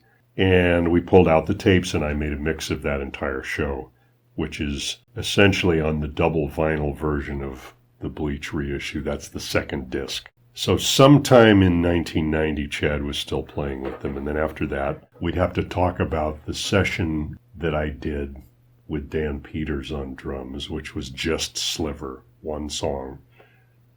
And then I think they did a few shows with Dan Peters. The Motorsports Garage here in Seattle gets mentioned. I was not at the show. And then they did some kind of tour with Dale Crover. Again, I don't know the exact dates. I didn't see those shows. And then he joined the band and they recorded Nevermind. This is an open-ended question. Of all the songs you've recorded with Nirvana, was there any one in particular that you were most satisfied with how it came out, the recording? Floyd the Barber, probably. Really? Yeah. And if I'm asked why? The drum sound. I wasn't that happy with Chad's drum kit. Dale, on the other hand, had a very, very good drum kit, and he knew how to tune it and play it. I mean, he was an exemplary drummer. Now, Chad is a pretty damn good drummer himself, but Dale is one of the top drummers in the world, in my estimation, and I mean, he's up there. He's a monument. And even in 1988, Dale was an amazing drummer with a very good sounding kit, and he knew how to tune it. So the thing is, if you're recording on 8 tracks, you only have a few channels to use for the drums. So you can't rely on technical trickery to make the drums sound good. You have to get the sound at the source. It has to be a good sounding kit played in a well-balanced manner. And that is what I had with the songs with Dale, is, just 5 or 6 microphones submixed onto 3 or 4 channels sounded great because he was a good drummer and he had a very, very good sounding drum kit. So that made my recording sound a lot better than an 8-track recording, because it sounded like I had recorded the drums with some full multi-track, array of microphones and technology, and it was really just a great sounding kit. The drums make a lot of difference. So, from a technical angle, I like the way Floyd the Barber and Paper Cuts sound. Also, the fact that I was allowed to remix those specifically for the Bleach record, rather than using the original rough mixes we had made on January 23rd, which is what went on the Incesticide record, was those original mixes that took about 10 minutes each. Floyd the Barber was originally part of those sessions, as was Paper Cuts, but those 2 songs are not on Incesticide. They were on Bleach from the get-go, but I was allowed to mix them more deliberately because it was part of the Bleach sessions. Like, at the time we were doing Bleach, I think they actually did a version of Floyd the Barber with Chad and decided not to use it because we all, even Chad, we agreed, like, no, we can't beat the version with Dale Crover on it. Let's just use that one. And Paper Cuts, I don't know if they ever even played that with Chad. They didn't try and record that. They just said, no, we'll just use the Dale version of that one too. So I had a chance, and I'm pretty sure that Kurt added a backing vocal to Paper Cuts during the Bleach sessions. There's a harmony on it, yeah. And so then I, mixed it again from there. So those were, as we were doing Bleach, the plan was to borrow those 2 songs. Now, Beeswax got added later. It didn't get remixed. It's just the straight up mix from January 23rd, as far as I remember. It might be a different mix than the one that's on Incesticide. You'd have to compare them side by side in order to tell. And since they were mastered at different times by different people, who knows? Plus one is probably from a backup safety copy and one probably isn't. Who knows about that either? I don't know. What was Chad Channing like? He's such an important member of that band, but unfortunately he gets overlooked sometimes. What was he like to work with? He was a little bit like Kurt. He was both Kurt and Chad were very soft-spoken, okay?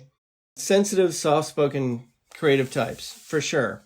Krist Novoselic was the exact opposite of that, which created a kind of an interesting dynamic. If you were backstage, Krist was the one who was bouncing up and down on the couch, And both Chad and Kurt were way more laid back. So, ultimately it didn't work out for Chad, but he's a really sweet guy and super nice. One of the nicest guys you'll ever meet. And he and Kurt, I thought, complimented each other very well as personalities. That was my take. Yeah, and often, obviously Dave Grohl is one of the most, famous drummers in rock and roll history, right? He's one of the best ones out there. But I also feel like Chad is still a good drummer. I just feel like he gets totally overshadowed because of the Dave thing. You know what I mean? I feel bad for the guy a little bit. Yeah, I agree. And Chad, I'm just going to scale back a little bit. And you had asked me, hey, when did you really feel that Nirvana was turning around? Initially we heard him, it wasn't with Chad. I think they're so. I remember the first show that Chad played, there was definitely a marked difference. A year later, a year after that kind of debut in spring of 88, which would be like spring of 89, they released Bleach at this huge showcase that we set up, Tad Nirvana Mudhoney in Seattle. Bleach came out. By that time, their shows were really coming together. And if you check out any of the in-store shows or Google any of the shows from that period on, you're going to see them really come together. And Chad had a lot to do with that. I will say that. One thing you said that stuck out to me is that Chad and Kurt had similar personalities. Yeah, yes. If you walked into a room and there were two quiet guys in the corner, it would be Chad and Kurt. Kurt was, let's straight up, Kurt was a genius. So he was a very creative person. He had more of a sense of humor. So if you had a conversation with him, it was always interesting. It was philosophical. He was a deep thinker. He was funny, but he was soft spoken, and so was Chad. And that's kind of what I'm getting at, is they were both somewhat gentle personalities off stage. Kurt could really flip a switch when he got on stage, for sure. One of the things that's been very interesting for me over the past few years, having had the chance to speak to people like yourself and others who actually knew Nirvana on a personal level, is getting to hear that inside story of the band. So again, having known Nirvana personally, having known Kurt personally, how do you feel about the image of Kurt that's out there, that he's this bigger than life person? That's rock and roll. That's they used to throw the term rock god around because that's how society would relate to people who could rock a coliseum. And I just think music does not have the same cultural impact as it did 25, 30 years ago. And my belief is that young people are so distracted with social media that music, like going home and listening to a whole album and really feeling it, young people have less and less time for that. They're too easily distracted. So I can't think of, this is one of the reasons why we keep circling back to Nirvana and Cobain, because at that time they had such a huge cultural impact, because Kurt was extremely talented and extremely outspoken, and really, I think it's been harder and harder for somebody to kind of step in and do that, in part because music isn't as central to people's lives as it was at that time. If you spend two hours a day on Facebook, that's 2 hours less than you're spending listening to music. Yeah, it's definitely a different landscape now. And so with that said, do you think it's possible for there to be a new underground band like Nirvana that could possibly go super viral, and not just go viral, but hold that popularity long term? I'm just going to say it's just going to be a lot more difficult for... certainly there's popular artists out there that have millions and millions of Instagram followers and so forth. So I do think there are some artists out there who can kind of command that level of respect and attention, but there's not a lot because, again, people are so distracted. And the rock culture is weaker now than it used to be. That's pretty obvious. You look at the charts, what's popular. I mean, rock and roll, rock music, guitar music still exists, but it's culturally it's not in the ascendancy. Do you think it could ever get back up there? It could. Yes, it could. And there have been some moments, in the 21st century, I look at like a group like the White Stripes, for example. who are just like, wow, they're just a brilliant group, but I think Jack White was is probably as brilliant as Kurt Cobain, but they didn't have the traction that Nirvana did.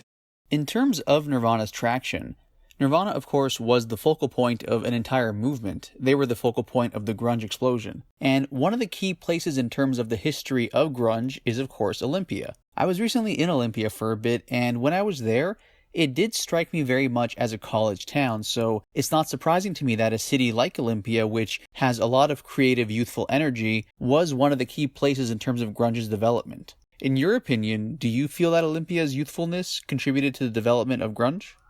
Yeah, if you really want to get to the roots of it, I came of age in the punk era of the late 70s in Chicago. I came out to Olympia in 1979 to attend Evergreen State College. And thankfully, Evergreen had one of the most unique radio stations in the country. The station was called Chaos Radio, and it featured and promoted independent music. So that's where I got my schooling on indie music and how I was able to kind of initiate the Sub Pop project, which turned into the Sub Pop Records Corporation and so forth. So in a nutshell, Olympia had quite a history of independent thinkers, and I believe that Kurt really fed off that. In particular, there was a gentleman there by the name of Calvin Johnson, who I've mentioned previously, who I worked with at Chaos, who had started his own label, K Records. He was a singer in this group called Beat Happening. And Kurt was so enamored with Calvin that he tattooed the K Records logo on his arm, just to give you a feel for that. So I think Kurt really fed off the college energy of the town, punks and indie music people in the town.